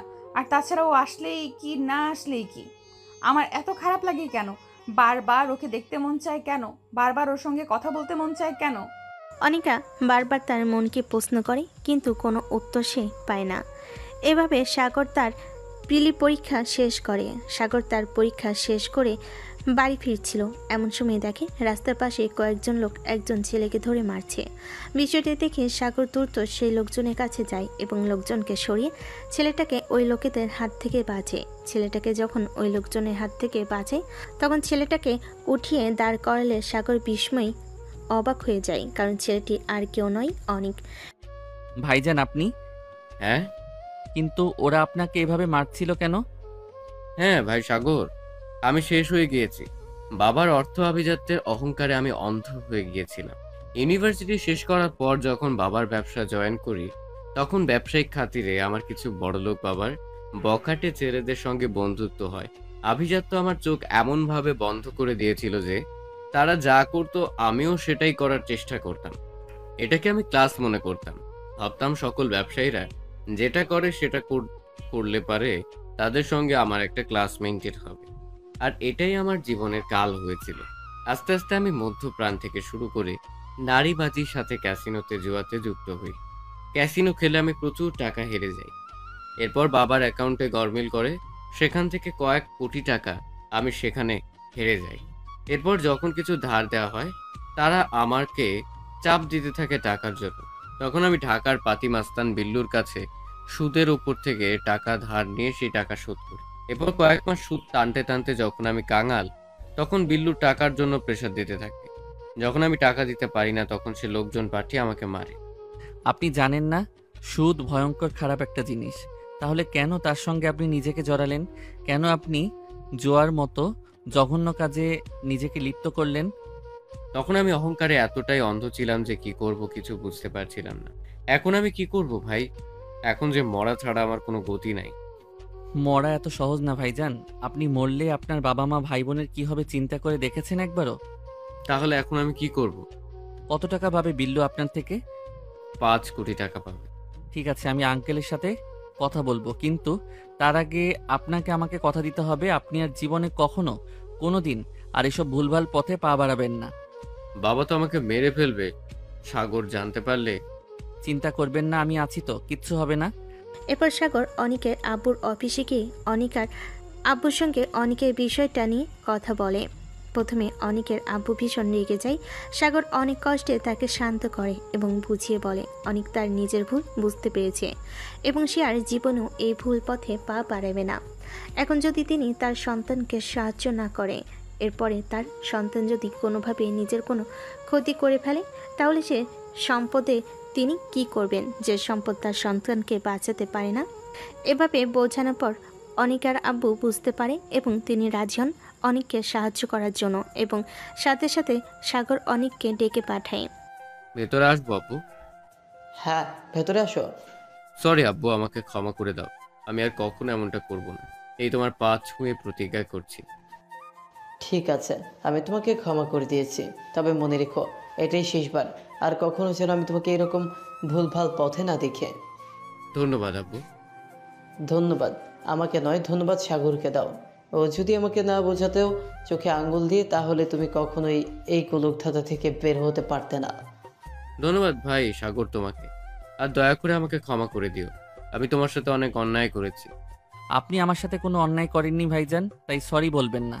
না ভাই সাগর, তুমি জানো না, যখন অনিকা তোমাকে বিয়ে করতে অস্বীকার করে তখন আমি তাকে ভুলভাল বুদ্ধি দেই যেন সে তার প্রতিশোধ নেওয়ার জন্য তোমাকে বিয়ে করে এবং প্রতিনিয়ত তোমাকে সবার সামনে সব রকম ভাবে অপমান অপদস্থ করে।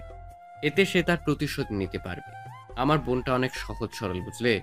এই জন্য ওকে যেভাবে বোঝায় ও সেভাবেই বুঝতে পারে। ছোট থেকে বড় লোকের বকে যাওয়া সন্তানদের সঙ্গে মিশিয়ে তারা যে ভুলভাল পথে চলে, আমার বোনকেও সেই ভুলভাল পথেই পরিচালনা করে এবং মিথ্যে আভিজাত্যের এবং অহংকারের পর্দা আমার বোনের চোখে বেঁধে দেয়।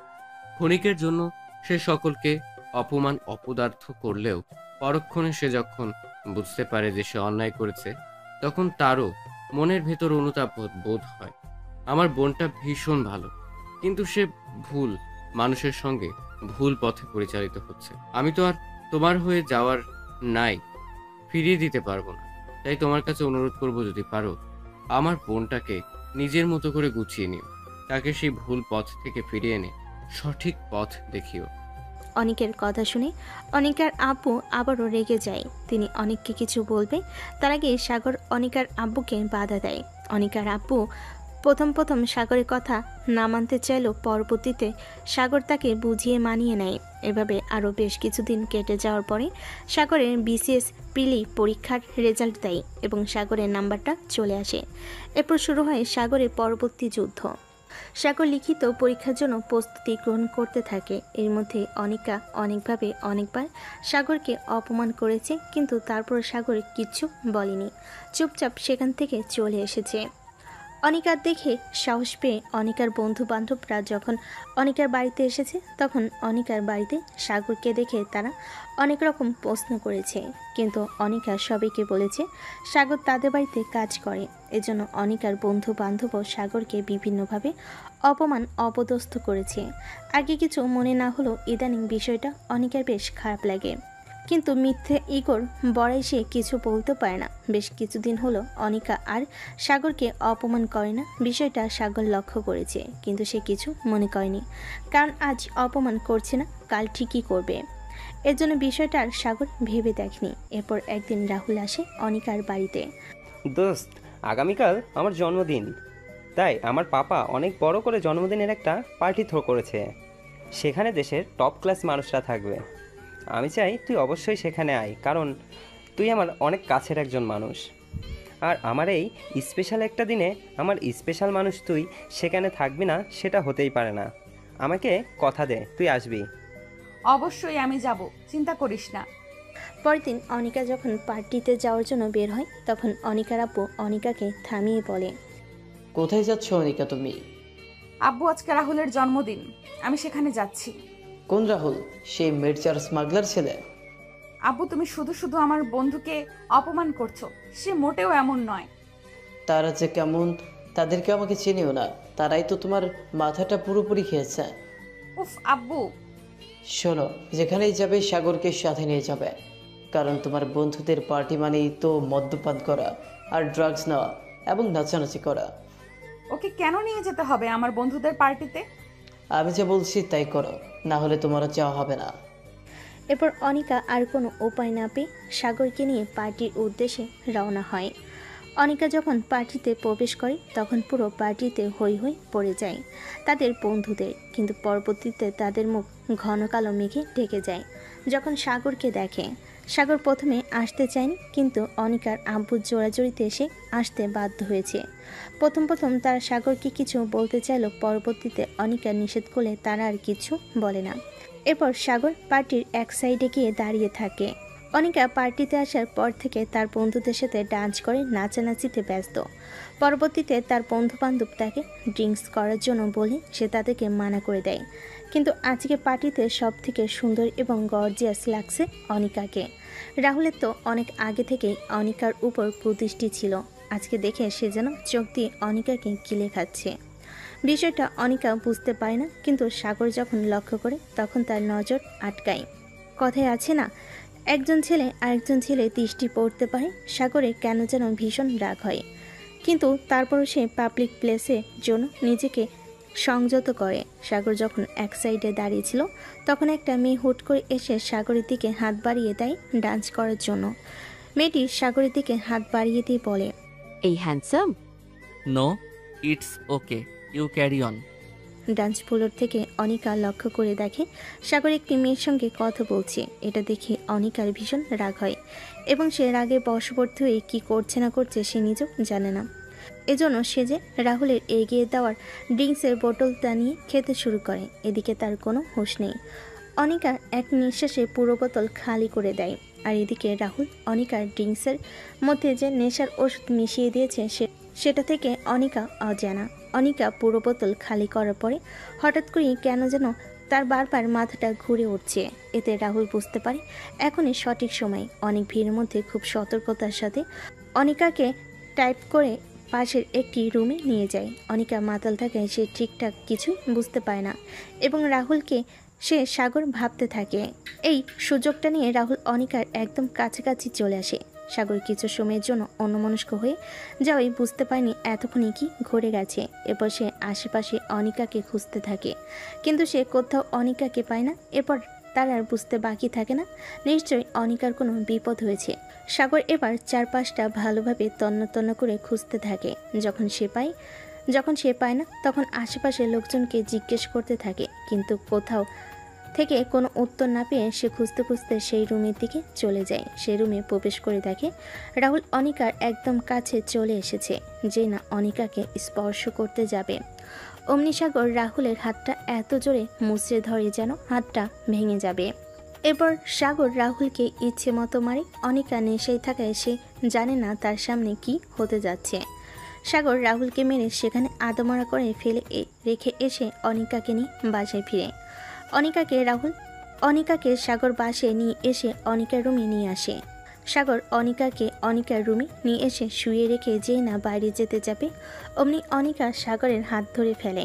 এরপর সাগরকে হুট করে এক টান দিয়ে নিজের উপর ফেলে দিয়ে মিনমিন করে বলতে থাকে, আমাকে রেখে যেও না পাজে ছেলে। তুমি কেন বোঝো না? তুমি অন্য মেয়ের সঙ্গে কথা বললে আমার সহ্য হয় না। প্লিজ আমাকে একা রেখে যেও না, আমি ভীষণ একা, বিশ্বাস করো আমার কেউ নেই। তুমিও যদি আমাকে একা রেখে চলে যাও তাহলে যে আমি মরে যাবো বাজে ছেলে। অনিকা প্লিজ, তুমি নেশার মধ্যে আছো তাই কি বলছো জানো না। হ্যাঁ আমি নেশার মধ্যে আছি, তবে এটা তোমার নেশা বাজে ছেলে। আমার তোমাকে চাই। ঠিক আছে, তুমি এমন করো না প্লিজ। আমি আছি, তুমি ঘুমিয়ে পড়ো, আমি তোমার কাছেই আছি। তুমি কেন বোঝো না? আমার তোমাকে চাই, খুব করে চাই, নিজের মধ্যে চাই, নিজের অস্তিত্বে মিশিয়ে নিতে চাই। প্লিজ বাজে ছেলে প্লিজ। ছেড়ে দাও অনিকা, এখন তুমি নেশায় আছো জন্য এসব বলছো। সকালে নেশা কেটে গেলে তখন আমি তোমার চোখে জঘন্য হয়ে যাব। তুমি বেশি কথা বলো। তুমি জানো বাজে ছেলে, আমার বেশ কিছুদিন তোমার নেশা পেয়েছে। তোমাকে কাছে পেতে, তোমার সঙ্গে কথা বলতে মন চায়, তোমার সঙ্গে সময় কাটাতে মন চায়। তুমি আর দূরে থেকো না বাজে ছেলে প্লিজ। তোমাকে চাই, খুব বাজেভাবে চাই তোমাকে। ভালোবাসি বাজে ছেলে, তোমাকে ভীষণ ভালোবাসি, কিন্তু কিভাবে জানি না, তবে আমি তোমাকে আসক্ত হয়েছি, ভীষণ বাজেভাবে আসক্ত হয়েছি। তুমি কেন আমাকে ভালোবাসো না? আমি তো সেই কবেই তোমাকে ভালোবেসে ফেলেছি, যখন তুমি আমি ঠান্ডায় কষ্ট পেলে গরম কাপড় জড়িয়ে দিতে, যখন তোমার কোনো বন্ধু আমাকে অপমান করত তুমি আমার আড়ালে তাদের সঙ্গে বন্ধুত্ব নষ্ট করার ধমকি দিতে, যখন আমাকে তুমি অন্য কোনো মেয়ের সাথে দেখতে তখন তুমি কষ্ট পেতে। আমি বুঝতাম তুমি আমাকে ভালোবাসো, কিন্তু নিজের জন্য বলতে পারছো না। আমি তো সেই কবে তোমাকে ডুবেছি মেয়ে। কিন্তু অনিকা, সাগর আর কিছুই বলতে পারে না, কারণ অনিকা তাকে সেই সুযোগ দেয় না। সাগর যখনই কথা বলতে যাবে এমন সময় অনিকা সাগরের ঘাড়ে এক হাত এবং এক হাত মাথার চুলে দিয়ে খামচি দিয়ে ধরে, তাকে টেনে তার ঠোঁটে লিপকিস করে। এতে সাগরের কথা বন্ধ হয়ে যায়। বেশ কয়েক মিনিট এভাবে সাগরকে বদ্ধ রেখে অনিকা সাগরকে ছেড়ে দেয়। হঠাৎ ছাড়া পাওয়ায় সাগর এবং অনিকা দুজনেই দুদিকে ঘুরে ঘন ঘন জোরে জোরে নিঃশ্বাস নিতে থাকে। এরপর অনিকা হুট করে সাগরের বুকের উপর চড়ে বসে। এরপর আবার সাগরের ঠোঁট জোড়া নিজের দখলে নিয়ে নেয়। সাগর অনেক চেষ্টা করে অনিকাকে আটকানোর, কিন্তু সে কোনোভাবেই অনিকাকে আটকাতে পারছে না। আর যেন অনিকা একজন উগ্র মানবী রূপ ধারণ করেছে। এরপর অনিকা হঠাৎ করে আস্তে আস্তে সাগরের শার্টের বোতাম খুলতে থাকে। হঠাৎ করে অনিকা সাগরকে ছেড়ে দেয়। এরপর বেশ কিছুক্ষণ দুজন দুজনার চোখের দিকে তাকিয়ে থাকে। সাগর অনিকার চোখের দিকে তাকিয়ে দেখে সে চোখের অনেক আকাঙ্ক্ষা সাগরের কাছে পাওয়ার তীব্র ইচ্ছা নিয়ে অনিকা সাগরের দিকে চেয়ে আছে। এরপর আবার অনিকা সাগরের উপর আক্রমণ শুরু করে। ওই যে কথাই আছে না, শিয়াল যতই সভ্য হোক মুরগি পেলে আর ছেড়ে কি দেয়। সাগরের ক্ষেত্রেও ঘটল সেই একই ঘটনা। প্রথম প্রথম সে অনিকাকে অনেক আটকানোর চেষ্টা করলো, সেও তো একজন ছেলে। হঠাৎ করে সে তার পুরুষত্ব সত্তার কাছে হার মেনে যায় এবং সাগর নিজেও অনিকার ডাকে সাড়া দিতে থাকে। আস্তে আস্তে তার এতটা কাছে চলে আসে, এখন শুধু পুরো রুম জুড়ে গুমট নিস্তব্ধ এবং তাদের ঘন ঘন নিঃশ্বাসের শব্দ ছাড়া আর কিছুই শোনা যাচ্ছে না চারপাশে। এভাবে দুজন মানবী নিজেদের উপর অত্যাচার চালানোর পরে ভোরের দিকে দুজনেই শান্ত হয়। রাতের আধার ভেদ করে যখন সূর্যের উদয় হয় চারপাশে, তখন তারা ঘুমিয়ে পড়ে। অনিকার হঠাৎ করে ঘুম ভেঙে গেল। সে অনুভব করে প্রতিদিনের থেকে আজকের সকালটা কেমন যেন অন্যরকম। তার যেন ভিতরে কেমন অন্যরকম অনুভূতি কাজ করছে। শরীরটাও আজকে কেমন যেন তার অনুকূলে নেই, কেমন বিধ্বস্ত মনে হচ্ছে তার ভেতর থেকে। এরপর সে কিছু একটার আশঙ্কা করে নিজের দিকে চেয়ে দেখে মৃদু চিৎকার দিয়ে ওঠে। এরপর পাশে তাকিয়ে দেখে সাগরেরও একই অবস্থা। এরপর তার আর বুঝতে বাকি থাকে না গত রাতে কী হয়েছে তাদের মাঝে। এরপর সে কোনো কিছু না ভেবে হুট করে ধাক্কা দিয়ে সাগরকে ফেলে দেয়।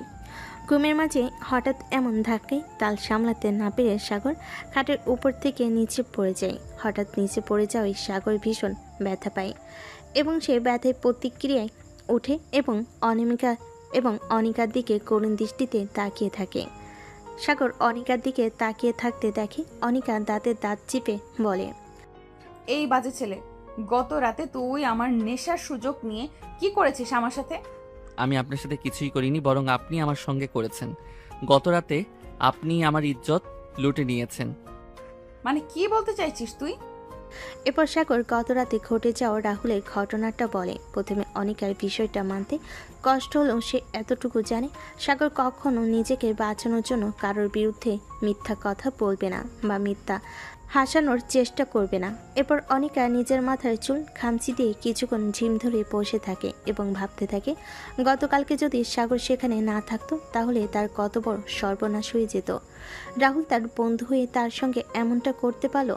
এরপর অনিকা নিজের মাথা নিচু করে সাগরের দিকে চেয়ে বলল, এক দানবের দাবানল থেকে বাঁচিয়ে তুই নিজে ভোগ করলি। আসলে মানুষ সত্যিই বলে, তোরা ছেলেরা সত্যিই ভক্ষক। যেখানে সুযোগ পাস সেখানে নিজেদের আসল চেহারা দেখিয়ে দিস। তোকে তো অন্তত ভালো ভাবতাম, কিন্তু শেষমেশ তুইও। দেখুন মিসেস অনিকা, আমি নিজে থেকে কিছুই করিনি। আপনাকে গতকালকে যখন আমি রুমে নিয়ে এসেছি তারপর আপনি নিজেই আমার উপরে আক্রমণ চালান। আর আমি একজন পুরুষ, কতক্ষণ নিজের অস্তিত্বকে আটকে রাখবো? আমি অনেক চেষ্টা করেছি, কিন্তু তারপরও যখন আপনি নিয়ন্ত্রণে আসেন নাই তখন আমি নিয়ন্ত্রণহীন হয়ে গিয়েছি আপনার অত্যাচারে। কাইন্ডলি একটু মনে করার চেষ্টা করুন, গত রাত্রে আপনি ঠিক কি কি করেছেন, আর সব থেকে বড় কথা যা করেছি আমি আমার বিবিজানের সাথে করেছি। আপনার এত কোথায় আঘাত লাগে আমি বুঝি না। আর আমি আমার বউকে ভালোবাসার জন্য কারো কাছে জবাবদিহিতা করতে পারবো না, সরি। অনিকা সাগরের কথা শুনে মনে মনে বেশ খুশি হয়, কারণ শেষমেশ সাগর নিজের মুখে তাকে ভালোবাসার কথা বলল।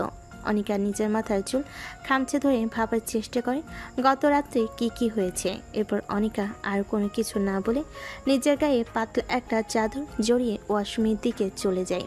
বেশ কিছুক্ষণ পরে ফ্রেশ হয়ে এসে দেখে সাগর এখনও সেভাবেই মেঝেতে বসে আছে। অনিকা ফ্রেশ হয়ে এসে সাগরকে উদ্দেশ্য করে বলে, যা করার তা তো করেই ফেলেছিস, এখন কি এখানে এভাবে বসে থাকবি নাকি নিজেকে পবিত্র করবি? অসহ্য। অনিকার কথা শুনে সাগর ধীরে সুস্থে উঠে দাঁড়ায়। অনিকা সাগরকে উঠে দাঁড়াতে দেখে বলে ওঠে, শোনো সাগর। হঠাৎ অনিকার এমন মিষ্টি কথায় সাগর থমকে যায় এবং ঘাড় ঘুরিয়ে পিছনে তাকিয়ে দেখে অনিকা এখনও তার দিকে সরল চোখে তাকিয়ে আছে। এরপর সাগর নিজেও জিজ্ঞাসা দৃষ্টিতে অনিকার দিকে তাকায়। অনিকা সাগরের দৃষ্টি বুঝতে পেরে বলে, সরি। সরি কেন? আসলে তোমাকে এভাবে বলাটা আমার উচিত হয়নি। অনিকা যে কিসের কথা বলেছে সাগর এটা খুব ভালোভাবে বুঝতে পেরেছে, কিন্তু তারপরও অনিকাকে আরেকটু রাগিয়ে দেওয়ার জন্য সে ইনোসেন্ট হয়ে পড়ল। কোন বিষয়ে বলছেন আপনি ঠিক বুঝলাম না। সাগরের এমন হেয়ালিপূর্ণ কথা শুনে অনিকা তেলে বেগুনে জ্বলে উঠল এবং সে হাতের কাছে থাকা তার লোশনের কোটাটা তুলে সাগরকে মারার জন্য উঠলে সাগর সেখান থেকে দৌড়ে পালায় এবং বলে, আহারে আমার বিবিজান রাগ করেছেন। এরপর সে আবার হেয়ালি করে বলল, রাগ করো না সুন্দরী গো, রাগলে তোমায় লাগে আরো ভালো। এরপর সে সেখান থেকে দৌড়ে ওয়াশরুমের দিকে চলে যায়। সাগর দৌড়ে ওয়াশরুমে গিয়ে দরজা বন্ধ করে দিতেই অনিকা হালকা হেসে ওঠে। কেন যেন এখন তার সাগরের উপর রাগ হয় না, বরং ভালোই লাগে। সাগর এমন দুষ্টামি করে তার সঙ্গে। এরপর সে মনে মনে বলতে থাকে, এ কি জাদু করলে পচা ছেলে, এখন যে তোমাকে ভীষণ ভালোবাসতে ইচ্ছে করে। কবে হয়েছে, কেন হয়েছে, কিভাবে হয়েছে আমি জানি না, তবে এটা হয়েছে, আমি তোমাকে ভালোবাসি পচা ছেলে, ভীষণ ভালোবাসি। আমাকে কখনো ছেড়ে যেও না, তাহলে কিন্তু আমি আর বাঁচবো না। আজকে সাগরের বিসিএস পরীক্ষার রেজাল্ট দিয়েছে এবং তার রোল নাম্বার মেধা তালিকার প্রথম সারিতে রয়েছে। এই খবরটা পাওয়া মাত্রই আশা দ্রুত এই খবরটা সাগরকে পৌঁছে দিতে অনিকাদের বাড়িতে আসে। আশা ড্রয়িং রুমে বসে সাগরের জন্য অপেক্ষা করছিল। এমন সময় পিছন ফিরে তাকিয়ে দেখে অনিকা আর সাগর নিচে নামছে। সাগর আর অনিকাকে দেখে মনে হচ্ছে না তাদের জোর করে বিয়ে হয়েছে, তারা একদম স্বাভাবিক দম্পতির মতোই নিচে আসছে। আজকে সাগর আর অনিকাকে কেমন যেন অন্যরকম লাগছে, তাদের দেখে মোটো স্বাভাবিক মনে হচ্ছে না। এদিকে অনিকা হঠাৎ তাদের বাড়িতে আশাকে দেখে বিরক্ত হয় এবং মনে মনে বলে, এই মেয়েটা আবার কেন এসেছে এখানে? সব সময় তো আমার বরটার সাথে চিপকে থাকে। অনিকা মনে মনে এসব ভাবছিল আর পাশ কাটিয়ে ডাইনিংয়ে গিয়ে গ্লাসে পানি ঢেলে খাচ্ছিল। সাগর গিয়ে আশার সামনে দাঁড়ায় এবং আশাকে বলে, কিরে আশা তুই এখানে? কেন, আমাদের এখানে আসা বারণ নাকি? না ঠিক তেমনটা না। আচ্ছা বাদ দিয়ে বল কখন এসেছিস? অনেকক্ষণ। তা বস্তির সবাই কেমন আছে? তা তুই তো আর সাধারণ কেউ রইলি না রে সাগর। মানে? তুই তো এখন ম্যাজিস্ট্রেট সাগর হয়ে গেলি। কি বলছিসটা কি তুই? আমি একদম ঠিক বলছি। আজকে তোর বিসিএস এর রেজাল্ট দিয়েছে এবং তুই প্রশাসন ক্যাডারে সুপারিশ প্রাপ্ত হয়েছিস। সাগর আশার কথা শুনে কয়েক সেকেন্ড থ মেরে বসে রইল, কারণ তার নিজের কানকে নিজে বিশ্বাস করতে পারছে না। এদিকে অনিকা পানি খাচ্ছিল, তার হাত থেকে পানি গ্লাস মেঝেতে পড়ে ভেঙে যায়। এরপর সে অবাক চোখে সাগরের দিকে তাকায়। সাগরের গ্লাস ভাঙ্গা শব্দে অনিকার দিকে তাকায় এবং তাদের চোখাচোখি হয়। এরপর অনিকা কিছুক্ষণ ধ মেরে দাঁড়িয়ে থেকে হুট করে এসে সকলের সামনে সাগরকে জড়িয়ে ধরে এবং অভিনন্দন জানায়। আজ সাগরের কোনো তিক্ততা নাই, তারই সাফল্যের দিনে সে তার অর্ধাঙ্গিনীকে জড়িয়ে নিয়ে ধন্যবাদ জানায়। এরপর অনিকা সাগরকে ছেড়ে আসতেই ধন্যবাদ জানানোর জন্য আশার সামনে আসাতেই আশা লক্ষ্য করে দেখে অনিকার আর ঘাড়ের কাছে কালচে কিছু ল্যাবরাইটের দাগ। এরপর আর সূক্ষ্ম মস্তিষ্কে যা ভাবার যা যা বোঝার বুঝে নেয়। এই দৃশ্য দেখে হঠাৎ করে কেমন যেন আশার বুক কেঁপে ওঠে। সে আর বেশিক্ষণ সেখানে না দাঁড়িয়ে সাগরের থেকে বিদায় নিয়ে চলে আসে এবং অনিকাদের বাড়ি থেকে বের হয়ে মনে মনে ভাবে, হায় রে ভালোবাসা, এ তোর কেমন খেলা? কাউকে পূর্ণ করিস তুই সব কিছু দিয়ে, কাউকে করিস ফকির। সব কিছু নিয়ে সাগর যদি আমার কপালে নাই থাকে, তাহলে কেন তার জন্য মায়া বাড়িয়েছিলে মনে বিধি? কেনই তাকে নিয়ে স্বপ্ন দেখিয়েছিলে বিধি? প্রকৃতি আমার সাথে এত নিষ্ঠুরতা কেন করলো? তবে কি সব দোষ আমারই ছিল? তবে ভালোবাসার মানুষটা যেখানেই থাক, সব সময় রাজার মতোই থাক তার ভালোবাসাটা, তো পূর্ণতা পাক। আমি না হয় শূন্য হাতেই ঘুরবো, কিন্তু বিধি তুমি সবসময় তাকে পূর্ণ রেখো। কথাটি ভাবতে না ভাবতে আশার চোখ বেয়ে কয়েক ফোঁটা ননজল গড়িয়ে পড়ে এবং সে হাতের উল্টো পিঠ দিয়ে সেটা মুছে আরেকবার ঘাড় ঘুরিয়ে অনিকাদের বাড়ির দিকে তাকিয়ে আরেকবার আকাশের দিকে দাঁড়িয়ে খোলা আকাশের দিকে তাকিয়ে দীর্ঘ একটা শ্বাস ফেলে সে তার বস্তির দিকে ফিরে যায়। সেদিন সারাদিন খন্দকার বাড়িতে একটা ছোটোখাটো অনুষ্ঠানের মতো দিন কাটলো। অনিকা নিজের হাতে সাগরের পছন্দ মতো রান্না করেছিল, যদিও সে রান্না পারে না, তারপরও চেষ্টা করেছিল। রাতে অনিকা যখন ঘরে এসে দেখে সাগর কোথাও নেই, এরপর সে চারপাশে সাগরকে খুঁজতে থাকে। হঠাৎ করে কান্নার শব্দ তার কানে আসতেই সে শব্দ অনুসরণ করে সামনে অগ্রসর হতে থাকে। অনিকা সামনে বেলকনিতে গিয়ে দেখে সাগর বেলকনির রেলিং ধরে আকাশের দিকে তাকিয়ে কান্না করছে। হঠাৎ সাগরকে এমন কান্না করতে দেখে কেমন যেন অনিকার বুক কেঁপে ওঠে। সে কাঁপা কাঁপা পায়ে সাগরের কাছে এগিয়ে যায় এবং পেছন থেকে সাগরের কাঁধে স্পর্শ করল। নিজের কাঁধে কারোর স্পর্শ অনুভব করে সাগরের কোনো হেলদোল পাওয়া গেল না, কারণ সে জানে কে এসেছে। এরপর সাগর আকাশের দিকে তাকিয়ে অনিকাকে উদ্দেশ্য করে বলল, আমার জীবনটা কেন এত অন্ধকার বলতে পারবে অনিকা? আজকে আমার জীবনে এত সুখের একটা দিনে বাবা মা পাশে নেই, তারা যদি আমার পাশে থাকতো তাহলে কি খুব বেশি ক্ষতি হতো? সাগরের কথা শুনে অনিকা নিজের ভেতরে ভেতরে দুর্বল হয়ে পড়ে। এই ছেলেটা নিজের মধ্যে এত কষ্ট লুকিয়ে কিভাবে টিকে আছে, আর এই ছেলেকে কিনা সে এতদিন এত কষ্ট দিয়ে এসেছে। বসে কাঁপা কাঁপা গলায় বলল, কষ্ট পেও না সাগর, আমি তো আছি তোমার পাশে, তোমার আপনজন, নিজের মানুষ। সাগর পিছু ফিরে এবার অনিকাকে শক্ত করে জড়িয়ে ধরে, যেন অনিকা তার একমাত্র সম্বল। তাকে ছেড়ে দিলে সে হয়তো হারিয়ে যাবে।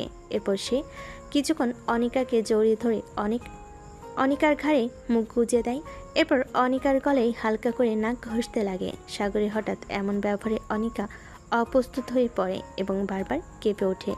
সাগর অনিকাকে হঠাৎ এমন কেঁপে উঠতে দেখে কপাল কুঁচকে কিছুক্ষণ অনিকার দিকে তাকাই এবং ঘোর লাগা নেশে ভরা গলায় বলে, বিবি জান, হুম, আজ তোমার কাছ থেকে কিছু চাইবো, দিবে তুমি? যদি তা দেওয়ার সান্নিধ্য আমার থাকে তবে নিশ্চয়ই দেব। বলো কি চাও তুমি?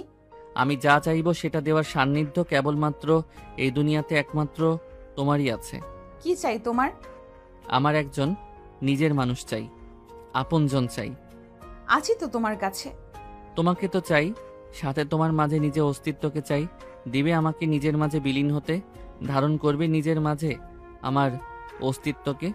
দিবে আমাকে একজন নিজের মানুষ, আপন মানুষ। আমিও দুনিয়াকে বলতে চাই আমারও আপন মানুষ আছে। অনিকা কিছুক্ষণ সাগরের মুখের দিকে চেয়ে থেকে এরপর হুট করে সাগরকে জড়িয়ে ধরে সাগরের বুকে মুখ লুকায় এবং এতে সাগর বুঝে যায় তার উত্তরটা। এরপর সাগর হুট করে অনিকাকে নিজের কোলে তুলে নিয়ে রুমের দিকে অগ্রসর হয় এবং আবার তারা তাদের আপন মানুষের খোঁজে নিজেদের অস্তিত্বের সন্ধান চালায়।